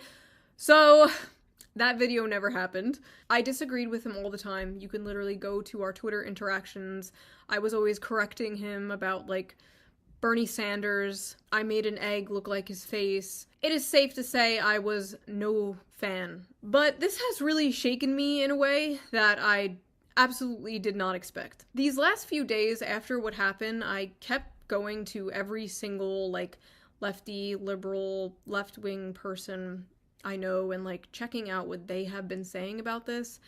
And besides maybe, like, 4 or 5, every single one was being an unhinged psychopath about this. Or saying some backhanded shit like, this is why we need gun control, which, first of all, we were just watching a whole bunch of people celebrate killing someone over political differences. You are never taking our guns now. That is not happening. I felt like I was in the middle of the ocean. I was trying to, like, grasp onto a flotation device, checking all of these accounts for their take, like, be normal, be normal. Nothing. Nobody. I'm just drowning in a sea of evil, apparently. Maybe I was just blind up until now. Maybe they changed. Maybe I changed. Is everyone going crazy, or am I going crazy? I don't know. All I know is it is clear how they reacted to this is how they would react to me, my family, my friends, you, your family, your friends, that have ever stepped out of line from the nebulous, ever-changing definition of progressive. These are people I thought were level-headed. They were left-wing, but, you know, like, they were one of the good ones. Like, you can joke with them, you know, they weren't those, like, woke SJWs. Like, they were cool, we can disagree and still be friends. You know. Your friend wouldn't celebrate you being murdered, of course. But if they would celebrate an exact clone of you that wasn't you, that had all the same opinions, or some of the opinions that you have, if they would celebrate that clone being murdered, they're not your friend. I'm friends with people who are friends with Charlie, and I see how they are completely broken about this. Seeing them like this, and then at the same time my other friends posting shit like, rip bozo. It's just sick. It's just sick shit. Personally, I would rather live in a world full of Charlie Kirks who would sit down and debate than a world full of people who agree with me but would murder people who don't. Because if it's now normalized to just murder people who disagree with you politically, we don't have a society. Like, that's it. It's over. But some of these people in particular, like, why the f*** are you celebrating? You! They think you're a f***ing Nazi too. They'll make a nice compilation of all the hot takes you've had over the years and spread it around to justify your murder. You don't get it, do you? We are all Charlie Kirk. I have been doing this for 11 years. I have been harassed, doxxed, threatened, whatever, you name it, for 11 years by the left. And it hasn't moved me an inch because that's not how politics works. That's lunch table politics. I've talked about this before. People on your side being mean to you doesn't mean you overnight change your opinions on, like, healthcare. It doesn't work that way. I still have all my economic left opinions. I'm for strong social safety nets, workers' rights, unions, wealth caps, whatever. That has not changed. This is not me leaving the left because, frankly, I don't even know how to do that. This is me and many, many people looking around us at our so-called allies and realizing that even though we might share some, like, political opinions, we fundamentally do not have the same values or morals. And are we really allies if we agree on, like, taxes, but don't agree on the sanctity of human life? All right, everyone. I don't know. Time The way for Trash we view Wolf's death Beauty now Rest. is just Don't crazy. go anywhere. And I feel like a lot the of that stream has will to be do back with the positively soon. desensitization in Capital part L. thanks to the internet. You used to have to go out of your way. I disagree with that premise. I am a person who grew up with the internet from the early days of the internet and the horrifying things and live leak and rotten.com and etc ad nauseum, all kinds of horror, gore, trauma. I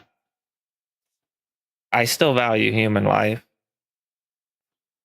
I don't celebrate the death of people. So I disagree with that. This ideological rot comes from somewhere else, and I think she just doesn't want to admit that it comes from the ideologies she's helped to cultivate. Nothing against shoe on head, but as a socialist, that includes your whole array of insane ideologies, of which some people ascribe and some don't.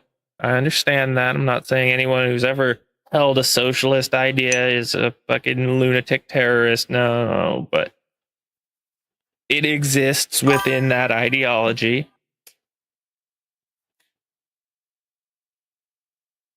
You have to admit that and engage that head on.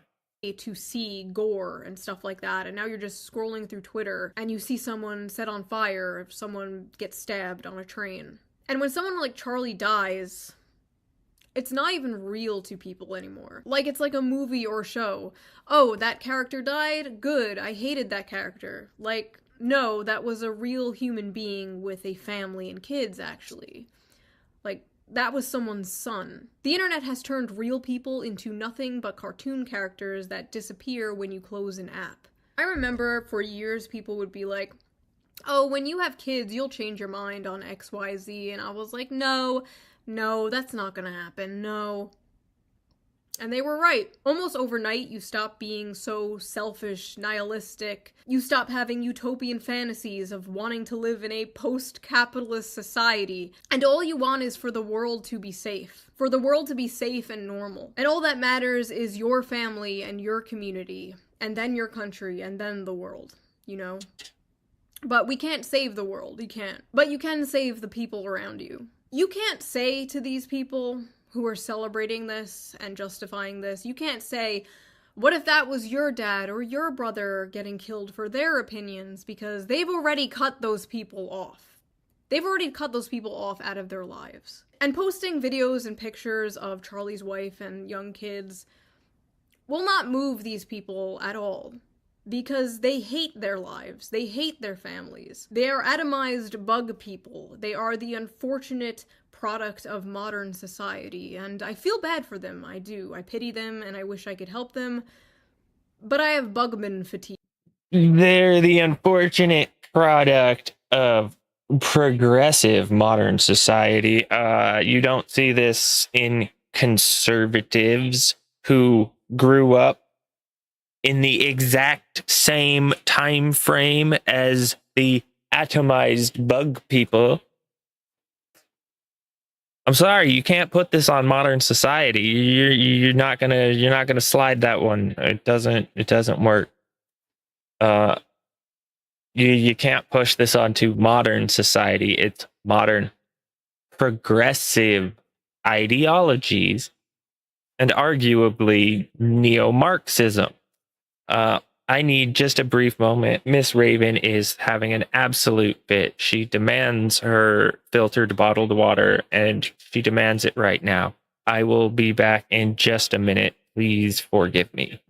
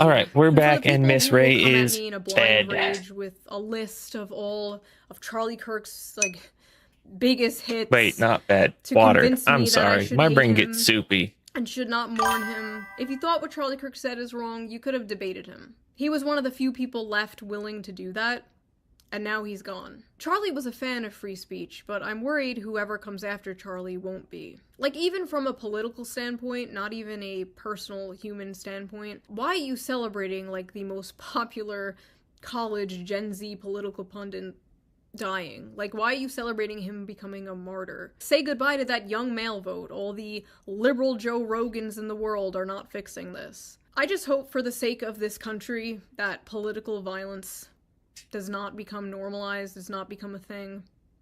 I really don't want to see that happen. I don't want to see retaliation. I don't want to see us fall into a civil war. I don't know, this is all... This video is, at this point, I think like a week old. I think. Well, we already see how the left's reacting. We already know the left is going to lash out here soon. It's not a matter of if, in my opinion. It's a matter of when. We'll see it. It'll happen. They won't be able to spin this any way. This is one that they can't words against. So they'll do what they do, and they're going to resort to violence again. That's all they have, is to lash out. I thought this was super funny. Destiny, the fucking retard, losing everything for being an abhorrent piece of shit. So we're gonna get a little bit of a uplift after the gravity of that last one. Otherwise known as Destiny, one of the loudest and nastiest voices radicalizing lost kids online, was just hit with a pretty severe reprimand after engaging in very despicable off-platform rhetoric, direct incitement to violence. And you know, the left really wants to gaslight us into somehow being outraged over this. If not, then we're hypocrites on the issue of cancel culture. But that's got to be the biggest crock of crap currently being pushed around the internet right now. I simply refuse to accept the premise. In this case, this decision was good. If you've been calling for more conservatives to be murdered directly and clearly, if you're celebrating political murder and violence, then please don't pretend to be the victim when you face obvious consequences. But let me show you guys what's going on, all the details, and let's of course talk about it. We got some stuff to get into, so let's roll the tape. Alright folks, so take a look. Destiny claims that his channel has now been broadly demonetized on YouTube. I feel like my YouTube is going to get permaban soon, because I got like broad demonetized yesterday for that didn't even cite a video. So, I don't know, I'll appeal it, we'll see what happens, but...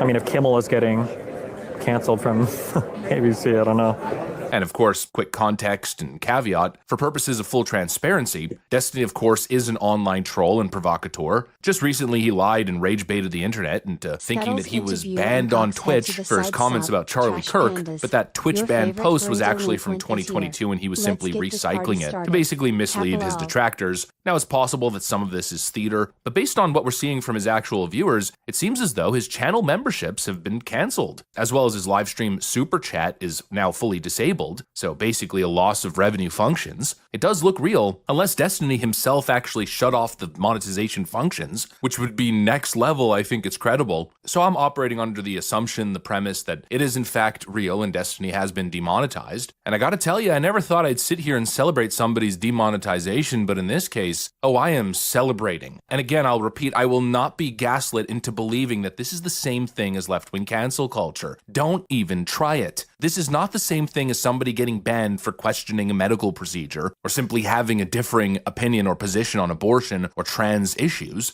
No, Destiny's demonetization, I think, is quite self-evident. And I mean that quite literally. I don't even think I have to argue it. All I need to do is play some of the clips of him speaking, and it becomes very obvious why platforms view him as a liability, and they're now turning on him.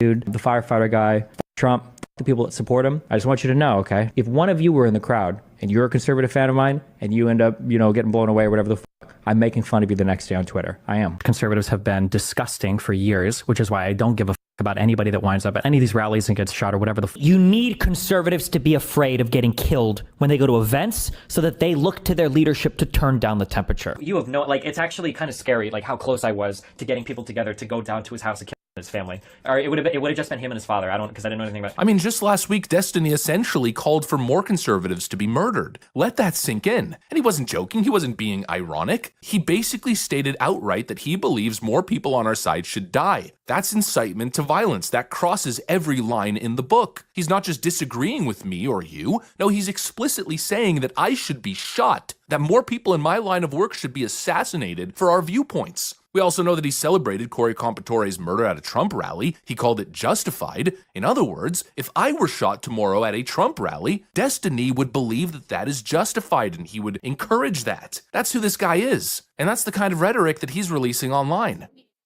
Let's be honest, y'all. That is the majority of the left. I don't care what any of the fake mask on moderate this is kind of the defining catalyst, in my opinion. And you kind of only have two sides. It's not a partisan thing. It's not left, it's right. It's realistically boils down to simple good and evil. And well, the left is showing their position, and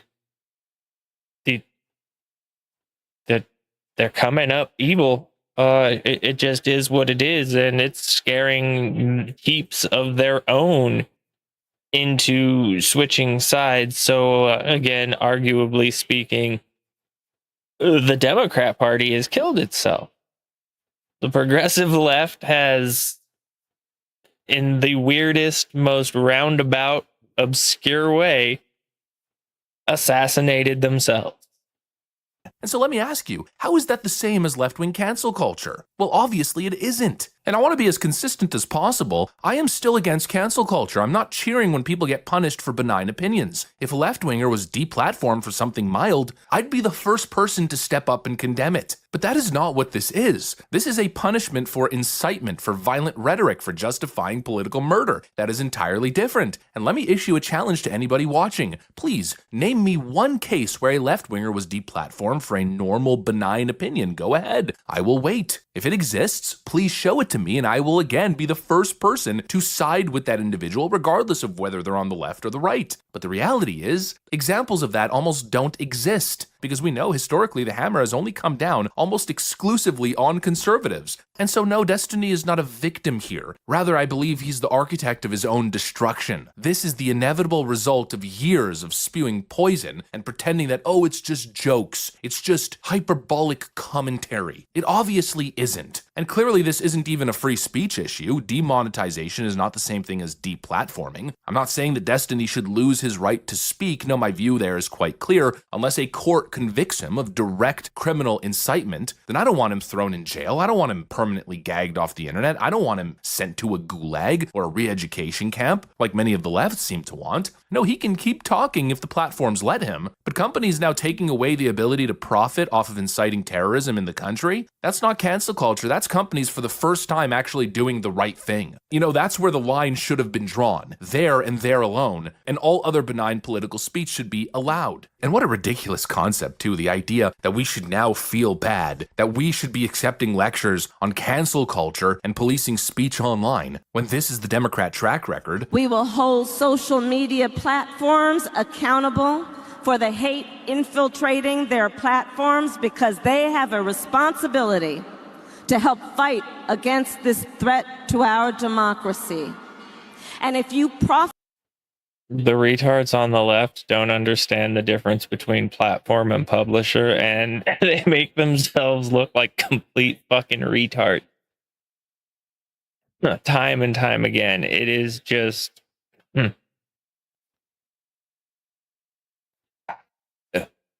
It's remarkable. These are the people who lead the country. They make the laws. They don't even understand the laws. Platforms have protection.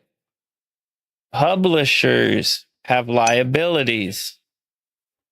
Social media, for the most part, exists under the protections of being a platform, in that it is open. But don't worry, I'll be back to grace your So they screen are not soon. liable Capital for R. who may pop in and say some crazy retarded shit.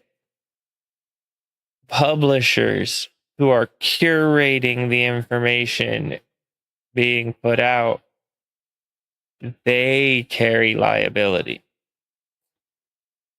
A company firing you because you said some crazy shit that they fear may hurt their bottom dollar, their pocket. Well,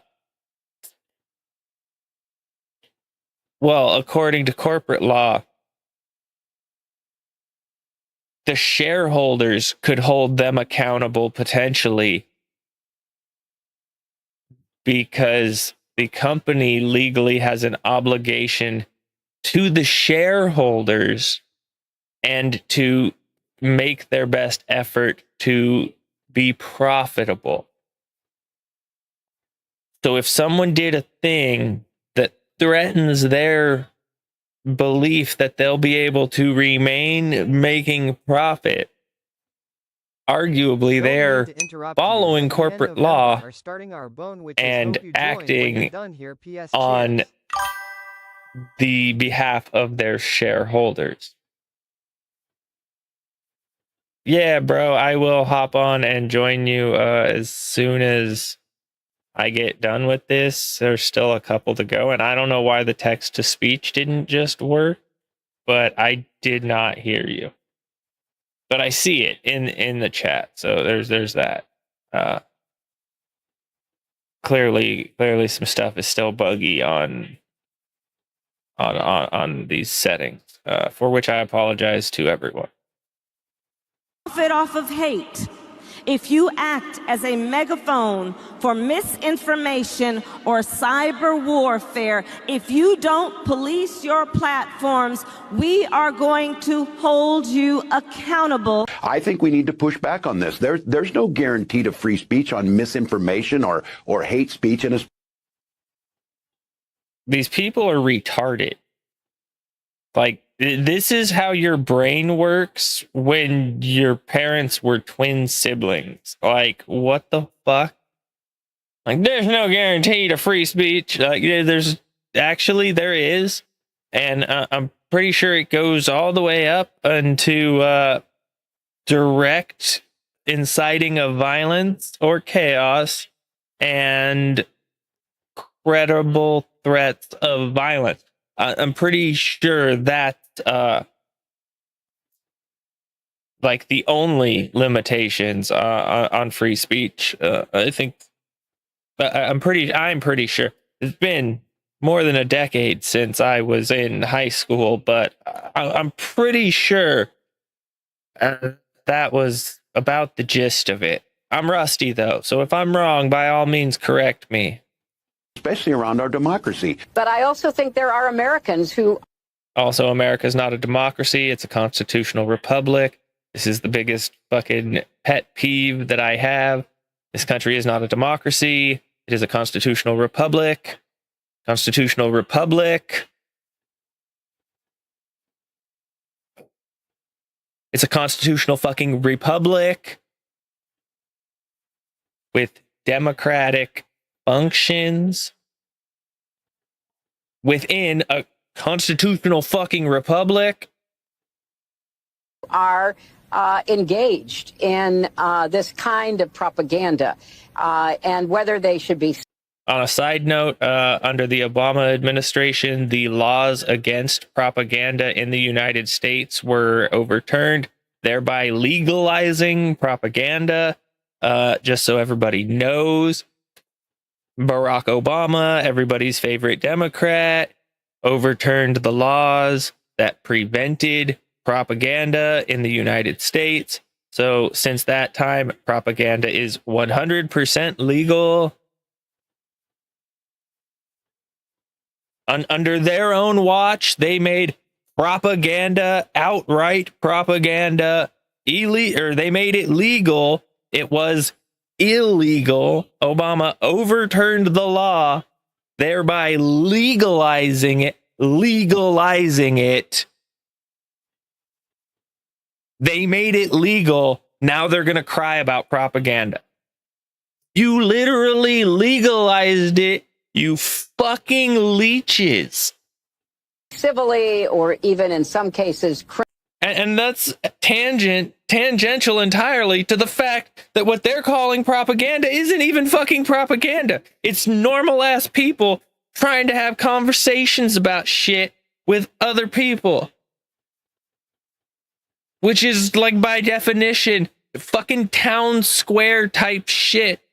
Which is why platforms are protected, is that protection is afforded to the idea that digital platforms operate like virtual town squares.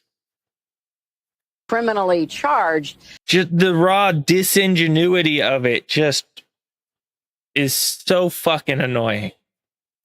Is something that would be a better deterrent. You know, please miss me with this high-level hypocrisy. And you know, just to take it a step further, maybe this sounds crazy, but I'll say it anyways. Again, I don't want Destiny to be removed off the internet. I don't want him to lose his free speech rights. No, my hope is actually quite the opposite. My real hope is that Destiny finally snaps out of it. I hope he has a wake-up call, and with it, a redemption arc. I don't want him to be killed. I don't want him to be silenced. I don't want him to be permanently erased from the internet. No, that's what they want. That's what they want done to us. What I want is for him to stop with this deranged spiral and actually find some humanity. Maybe find God. And I think that's the fundamental difference between us and them. Destiny and his ilk want us dead. They want conservatives shot. But in return, I still wish him redemption. And the truth is, right now, this guy is in the darkness. And this latest action kind of, helps prove that point. If left-wing YouTube and Google are saying that you've gone too far as a leftist and they're taking action against you, well then just think about it. That's your own side, your own big tech ally that are now saying, whoa, stop. It's not even coming from the right. It's your own strongest political allies to have censored speech to your side's benefit for years, and even they are now distancing themselves from this insane culture of celebrating political violence. If that's happening, then obviously you know you're on the wrong side of history. And so my hope is that Destiny and others can finally realize that, they can snap out of it and come to their senses, that what they are doing is wrong and has no place in civilized society. And again, that we didn't do this to them, they did it to themselves, just like Jimmy Kimmel did it to himself. But anyways, that's pretty much the update. It seems these left-wing platforms are finally doing the right thing. They're going after the actual outro. We begin it. A little bit of an upturn, a little more upturn. The young people are not brain rotted. This is what I meant by earlier when I was saying the young people don't have brain rot. The weird ass words they use are not brain rot. They're just weird ass slang words, y'all. Hey guys, welcome to the Liberal Hive Mind, a channel solely focused on exposing the abundant hypocrisy of the left. Alright, so obviously the last, I think it's already been 5 or 6 days, have been quite heavy, quite emotional. It's been dark, to say the least. We've spent a lot of time focusing on all kinds of dark and negative stuff, and rightfully so. But you know what? We can't just always dwell on the negative. We can't just hyper-fixate on the darkness and evil. Because very often in moments like these, the good tends to outshine and clear up that dark, shadowy mist. And I think that's already happening. You know, these bottom feeders, these heartless, callous people, they're falling to the bottom, they're losing. And what's rising to the top is the birth of something beautiful, a resistance, a counterculture. And not the performative kind. It's not performance for clicks, no, the real kind. The kind that shows up, speaks up, and changes culture forever. And folks, I think that is exactly what's happening here. We're seeing a pushback against the evil. It's the counterforce that Erica Kirk was talking about. And interestingly enough, it seems to be happening in the schools. Let me show you guys what I mean by that. We got some stuff to get into, so let's roll the tape. Alright folks, you know what's been really telling in all of this? I'm sure you guys have noticed it. It's where so many of the vile comments are coming from. Let's lead with the question, who's celebrating the murder of Charlie Kirk the most? Over and over again, we notice that it's teachers and educators. And of course the students that they indoctrinate, especially in higher education. It's the people who are shaping young minds. That's actually like by design. That's how Marxism and socialism was like designed to work. You infect the schools, you pollute the younger generations. Younger generations are bigger than the generations that came before them, usually. in a society with a growing population. So you continually infect the young generation. You don't need to turn entire generations. You just need to turn a decent enough percentage of them. And as you ramp up, you can outweigh your ideological opponent through bulk of polluted minds. It's the long con. It's neo-Marxism's long con.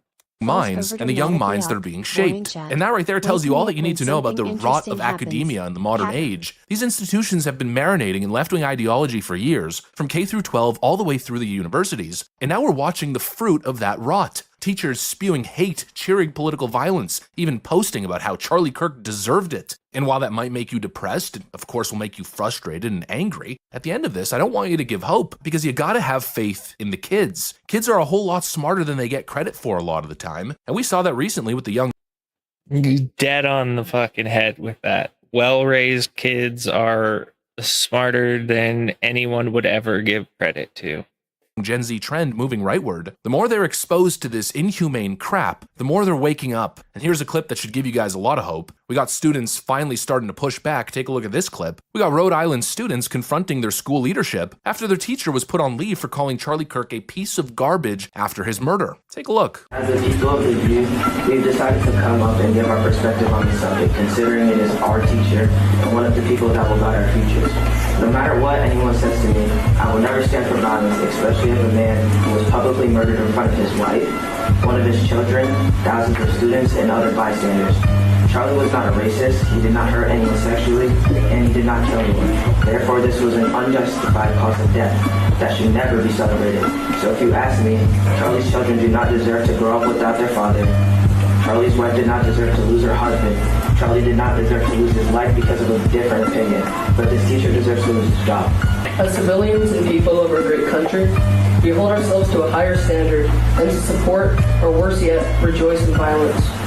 Someone who advocated for an arrested murderer and assassinator of one of the greatest debaters and free speakers of our time should have no place in the classroom, more so around young children. As a student of Barrington High, I did not feel comfortable or safe with one of our teachers supporting violence. We believe this world needs God because something as cruel as this should never be celebrated. God bless Charlie Kirk and rest in peace, Mr. Kirk. The kids are standing up. They stood up, they demanded accountability, they weren't intimidated. These children aren't being brainwashed into silence. They're seeing what's going on and they're having the courage to stand up. And that right there is the spark of a counterculture being born. And it's happening right where it needs to happen, with young people. You know, the very ones that the Democrats and these radical educators thought they had in their pocket. They're rejecting these freaks. How else can you say it? They're saying enough is enough. And they're doing what the adults in the room refuse to do, and that is powerful. That is the seed of a future that I believe will be much brighter and much stronger and more resilient. And it's not just happening in the classroom. I'm seeing it in the cultural sphere as well. Let's look at Jeffree Star, for instance. He's one of the most high-profile gay figures in America, someone who's got a massive following. He could have easily played it safe and just gone along with the radical left, chosen not to draw their rage, but instead, he's now dedicating his entire platform to calling these insane people out. This new world where these people want to go into the women's bathroom with your guys' children, and we're gonna think that this is okay. That's the root. Imagine all the mothers in the chat right now. You're at Disneyland. Imagine you are a mother with children and you're at Disneyland and this thing comes in the women's restroom? Are you out of your mind? Are you out of your mind? But I'm a woman, look, I'm wearing a dress. Huh? All my parents in the chat, do you want this person in the women's restroom? And society's trying to make that acceptable. In what world was I born in? Do you feel heavy that silences? I'm sick to my stomach. That is a grown man with a mustache telling Charlie that he wants to be called a she. He's exposing their intolerance, their lies, their hypocrisy, their inhumanity, and it's resonating. Millions of people are listening. And it's a little bit ironic considering there's all this rhetoric coming from the left. You know, they're basically trying to label Charlie Kirk as an anti-gay bigot who said some deeply horrible things, and he basically brought it upon himself. Not to mention the shooter who shot him thought that he was an anti-LGBT bigot, and that was part of his motive. Yet here we have one of the most celebrated, most famous and successful gay people on the planet totally rejecting that notion and standing behind Charlie Kirk. Millions of people are listening. The message is now spreading far beyond political circles, and that might create a scenario here where the left... I mean, it's not wrong though. Like I said, YouTube up to peaks of 22 million views a day, over 1 million new subscriptions, 10 million new follows or whatever it is on Instagram. I don't use Instagram. Statistically, it's an absolute explosion in terms of numbers. Like, we're not talking bot farms. I'm sorry, but I don't think you're going to find a bot farm who can bring 10 million subscriptions or whatever it is on Instagram, follows. It annoys me so much that different platforms call it different things. Like, can we please just like come up with some goddamn standard nomenclature? Like, a follow is I like to watch it, but I don't pay for it. Subscribe, pay for. Like, can we get fucking goddamn common nomenclature? Because here on Twitch and several other streaming platforms, you follow to be notified about them. You subscribe when you want to pay. YouTube's over there like, haha, subscribe, like, but that's the free one. And then, like, I don't even know what they call the paid one. Is that like super subscribe? I don't know. Sorry, tangential to all of this, just something that annoys me. But my point remains, metrically speaking, it's a lot of people, y'all. It is a exodus. Completely loses its grip. You know, this is what happens when you push too far. This is what happens when your entire culture is built on hate, on silencing, on destroying anybody who you disagree with. Eventually, people will wake up. They'll rise up. You know, they'll realize who the real fascists are, who the real intolerant people are, who the real hateful bigots are. And I think that's what we're seeing. You know, obviously, Charlie Kirk's death was tragic. It was a pure act of evil. But I guess in some way, there's a silver lining. It's now proving to be a spark. It's unleashing something bigger than the left could ever have imagined. And they're still in denial about this, by the way. I showed you guys this clip yesterday. Right. The best part of this whole goddamn thing is that he is not martyr material, so his death will mean nothing. It will activate no one. It will impact few. And just yesterday, Crystal Ball said this. Yeah, well, and he's not as good looking as Mangione, so will be less inspirational for people.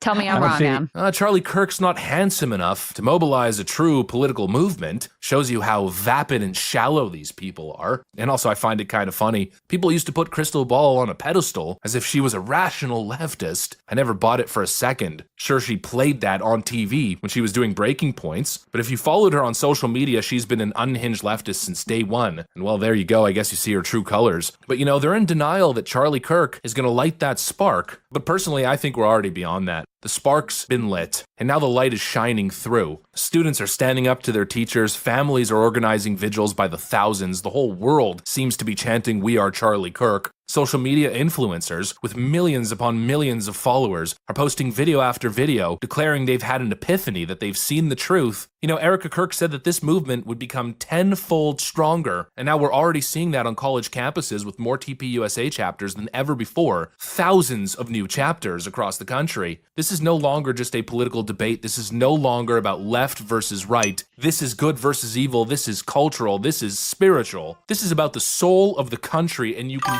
feel feel it in the air. People are waking up. People are realizing the truth. They tried to silence us, but now we're louder than ever before. They tried to scare us, but now we're bolder than ever before. They tried to intimidate us, but now we're more united than ever. What they unleashed was not fear. They thought we had a cowardly spirit, but I guess now they're learning that we are lions. And what they unleash now, I believe, is a counter-revolution, and it is not going away. I'll tell you this very simply. Nobody wants to share space with people who celebrate death. The left has become a death cult. Nobody's interested in being friends or politically aligning with people who mock widows, with people who cheer political assassinations and call for more. That's not a movement with a future. That is a movement that is collapsing under the weight of its own hatred and radicalism. And now I think millions of people are looking for something new, for something different, and they're seeing our side, a side of faith, a side of truth and courage, a side with values, a side that is now rising, and hopefully a side that is building something that will dwarf them. I believe, at least I have to believe, that we are. Let's be real, we already dwarfed them. Donald Trump is our president. All 7 swing states and the popular vote. We already dwarfed them. We've always dwarfed them. They've just gotten loud enough to drum enough people up out of their comfort zones to the point they feel that they need to make their voice heard. And that's how you find us where we are now. Again, all 7 swing states and the popular vote. The popular vote. When was the last time a fucking Republican won the popular vote? Like, these people are fucking delusional. The retardation runs so very deep. It's insane. And this is a marathon of a stream. We're going to try and speed up through this, but I wanted to cover how the left is trying so very desperately to spin it, and it's not really working. Before we go, I know that what the argument is going to be now, the left is already making it, is that left-wing violence is rare. And really, most political violence comes from the right. In fact, Democrat Congressman Seth Moulton made this point on CNN just yesterday. They actually had their little patsy NGO, the ADL, put out a fucking wildly fucking manipulated graph. We've got a graph, everybody. We've brought a graph. But when you actually look into the data used in the graph and how it was used, total manipulation and just the most bad faith. By and large, saying we all need to turn down the rhetoric. So let's be serious about where this violence is coming from. Of extremist violent attacks in America, extremist violent murders, 76% are from right-wing extremists, 4% are from left-wing extremists. I condemn that 4%. But we also need to be honest about, as a nation, about where this violence is coming from. And oh, by the way, it's probably an appropriate time to talk about guns, too. You hear a lot of conservatives saying, hey, the only thing we need to do here is get more guns on the street. No, babe. That's not going to solve this problem. That's going to make it worse. It would solve the problem, actually. So disgusting, just like virtually all of the left-wing media reaction and increasingly congressional reaction to this. Listen to the snark. He says, the vast majority of political violence in the United States is right-wing. 4% of it is left-wing. And I condemn that 4%. And I condemn that 4%. And we need to talk about guns. The murder weapon was a bolt-action antique rifle. What do you mean talk about guns? So we need to ban AR-15s. We need to ban... It was a bolt-action vintage hunting rifle. That would be the last gun in the country that you would ban. Unless you say, we need to repeal the Second Amendment. That's the only thing you could do. The only thing you could do, which still would not work, is overturn the Second Amendment. Because the absolute most basic protected gun in any country that permits any guns at all would be the sort of antique bolt-action rifle that was used in the murder of Charlie Kirk. So is that what you're saying, Seth Moulton? We need to completely get rid of the Second Amendment, completely overturn it, and then go door to door around the country in a country that has more guns than people and confiscate every single gun, including antique family heirlooms. Is that what you're saying? Maybe that is what he's saying. He doesn't have the guts to say it. He might not have the intelligence to realize that empty platitudes. These people operate on empty platitudes. They will perpetually move the goalpost again and again and again. They want you disarmed. They want you vulnerable so that they can then label you a fascist so that then they can kill you. that is the implication of his random verbal ejaculations. But is he going to let him say it then? Let him say it. And then let's just say that he could convince people that it was a good idea to repeal the 22nd Amendment. Sorry, the Second Amendment. And let's just say that he convinced people that it was a good idea to go door to door and confiscate every single gun. You'll never convince anybody to give up any kind of gun now, or you're insane. The left is just revealed to be thousands, if not tens or hundreds of thousands, if not millions of frothing at the mouth, deranged people who lust for violence. Nobody's going to give up anything. You're probably going to see really rational people start doing really rational things like getting a hold of Glock switches and, well, FRTs aren't illegal, so those are totally legal. But, lightning link cards and things like that. There's many a trick to turn things into worse things, and the right knows a lot of them, and you might be seeing... well, I guess you're really not going to be seeing it. It'll all be hush-hush in the back room just because everybody knows where this is going.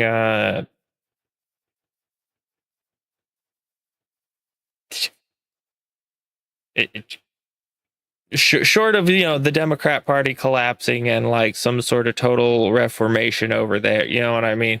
But again, the extreme far left will lash out. These are entitled children who were coddled. This is the fucking participation trophy generation. So they're gonna lash out. I'm calling it now.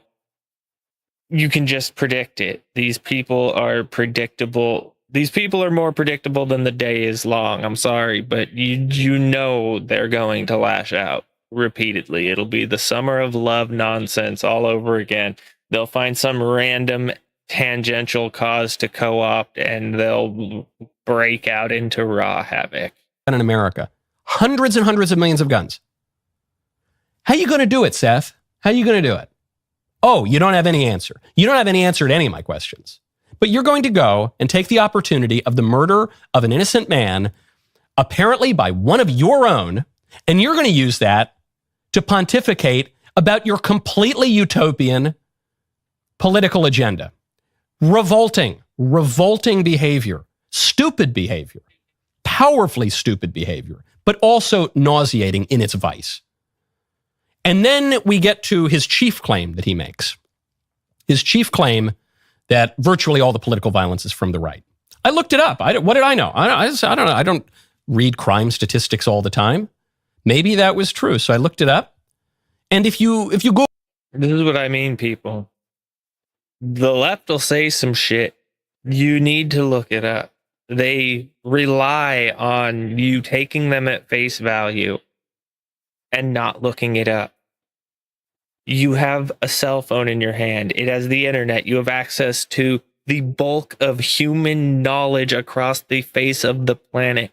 Look stuff up. Find multiple sources. Cross-reference. Form your own opinion. Think critically. Please think critically.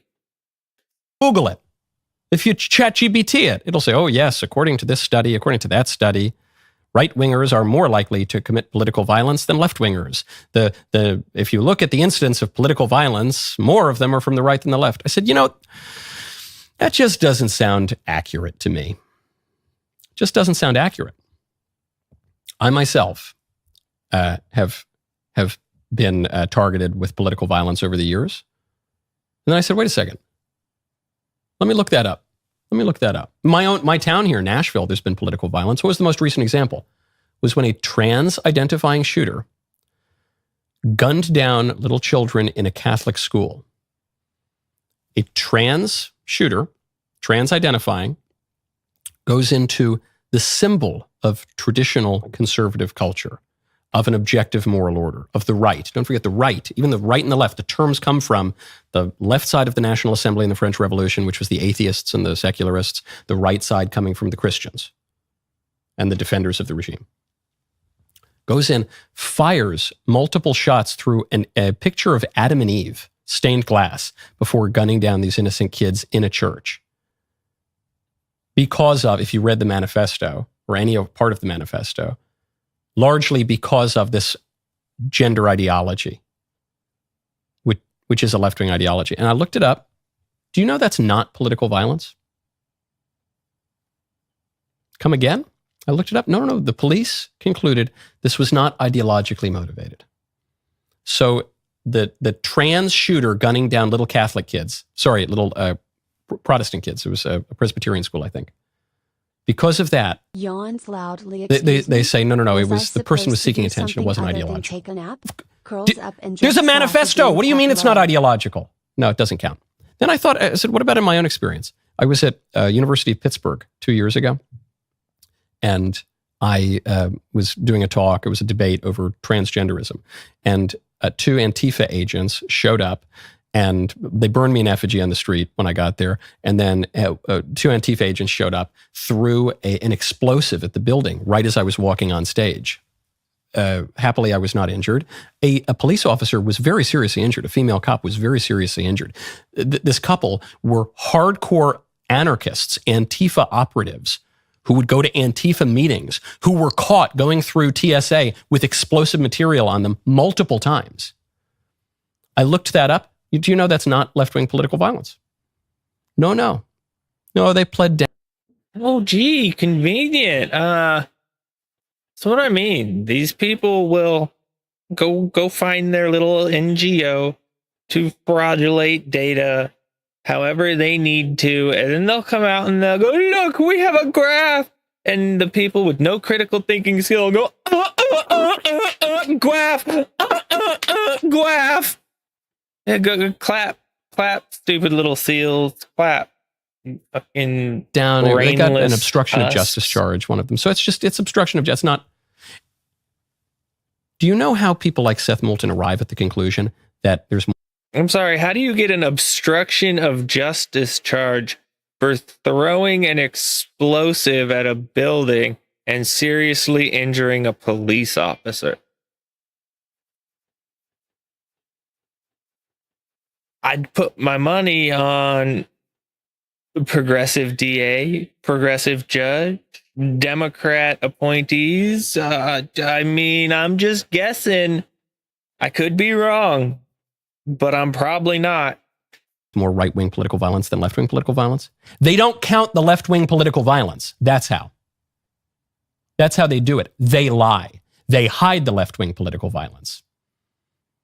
The first 2 cases I looked up of clear left-wing political violence, trans-motivated political violence, another one regarding the transgender issue from Antifa, the left-wing organization, left-wing terror organization in America, not political violence. So that's how you get to it. We all know, because we have eyes and ears and memories. Whoa! Now, don't believe your lying eyes and ears and memories. Those all lie to you. Just believe what the left tells you. Don't worry. You don't need to think. Don't worry, sweet summer child. You don't need to think. Mama left media tell you what to think. That's all you need, baby. That left-wing political violence in America is much, much, much more prominent. And there's a double scandal here because... I mean, a real easy one. Most iconic examples of political violence. Who shot Abraham Lincoln? A Democrat. Ooh, that's the left. Who shot JFK? I'm pretty sure Lee Harvey Oswald was a Democrat, but JFK was a Democrat too, and was like a weird on the fencey one who posed a big threat. That one's kind of nebulous, but I believe he was a Democrat who shot him. Who shot Reagan? A crazy person. I don't think John Hinckley had political affiliations. Like, see, I think that's a decent example of like a valid crazy person. Like, he saw Jodie Foster in a movie and was like, "Oh, I love her. I'll shoot the president and she'll love me." That's like, your traditional crazy person, like schizophrenic crazy person, not like ideologically rotted crazy person. There's a difference. One is like actually crazy, the other's just a piece of shit human being. Not only will the authorities not do anything about it, they won't even admit that it exists. They'll hide it. President Trump, of course, addressed the role of violence here. He said this at the White House yesterday about the importance of nonviolence. How do you want to see your supporters respond to this? Charlie Kirk was a big advocate of nonviolence and free speech on campus. How do you want your supporters to respond to it? I think that way. He was an advocate of nonviolence. That's the way I'd like to see people respond. Yes, absolutely. Totally agree. Totally agree. But if one side is violent and you don't want the other side to become violent, then the state needs to enforce the law and to maintain order with the credible threat of just violence. This is the part that I think people are missing. We want to get back to the society where we can exchange ideas freely. We want to get back to the society where we can have the faith that we're not going to be murdered just for articulating our views. We want to get back to a society where we don't resort to political violence, of course. You don't get there by just wishing upon a star. Certainly, we pray. We pray to the true God. Prayer is the first resort, not the last resort. Certainly, we do that. We also have a civil authority that has to do something. And what they have to do is not ban 80-year-old hunting rifles that are impossible to ban in the first place. The way that we do that is not by cheering on or excusing the murder of an innocent man for stating his opinion. The way that we do that, the way that you go from a society in which one side, most prominently, is murdering the other side which wants to be nonviolent. The way that you get back to that is you need to have a just kind of violence, not vigilante violence, not private violence. Nobody wants that. Lawful defensive violence. When these leftist whack jobs show up and try to harm people, there needs to be swift, lawful violence to end their lives. Thence and there. That is the solution. Again, don't just go harm leftists. No. Lawful, defensive violence. On the right. On the left, I guess they do. But in order to do that, you must have the state come in for the common good to defend the traditional and normal standards, to keep the guardrails of the society in place, to rigorously prosecute certain kinds of speech like threats, like fraud, like libel, like all of the kind of speech speech, quote unquote, that's never been protected in America, like fighting words, all these sorts of things. That's the only way you get to it, because you don't have liberty without order. It's not possible. And Governor Cox in that press conference said, "Hey humans, it feels like the late 1960s when society spiraled out of control." That's right. Extension on Twitch, we need order. There will be some kind of order. Will it be the good, just order that distinguishes between right and wrong and chooses the right, that distinguishes between true and false and chooses the true? Will it be that kind of order? Or will it be whatever we've got now? That's the choice for us. In my opinion, looking long term, it will be the right kind of order, but I don't know if people are going to go willingly, so it may be a very, what's the word I'm looking for? Shit.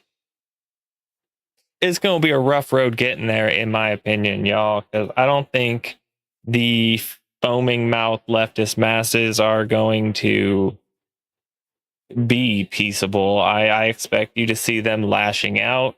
In my opinion, they're looking to bring things to a cook-off, and this is a good example to explain why I hold that thought, because just days after the incident, you have leftists trying to bomb news vans. Terror arrests in Magna. I'm Jordan Tracy, bringing you breaking news live tonight here in Magna. I am along 85th West, right outside of Magna Main Street, where last night 2 men were arrested and at least 1 has been formally charged with alleged terror threats. I want to show you the video from last night. ABC4 was the only crew on scene to give you a look of the FBI serving a sealed search warrant. Now, charging documents say that back on the 12th, an explosive device was found under a news vehicle, and their investigation led them here to a... Now, you notice they said news vehicle. Even up here on the title, it says underneath news media vehicle. This is a Fox News van. Okay. And as you can clearly see up here, you know, there's the Let's Go Taco banner up here. How much more evidence do you need to know what the motive here is, right?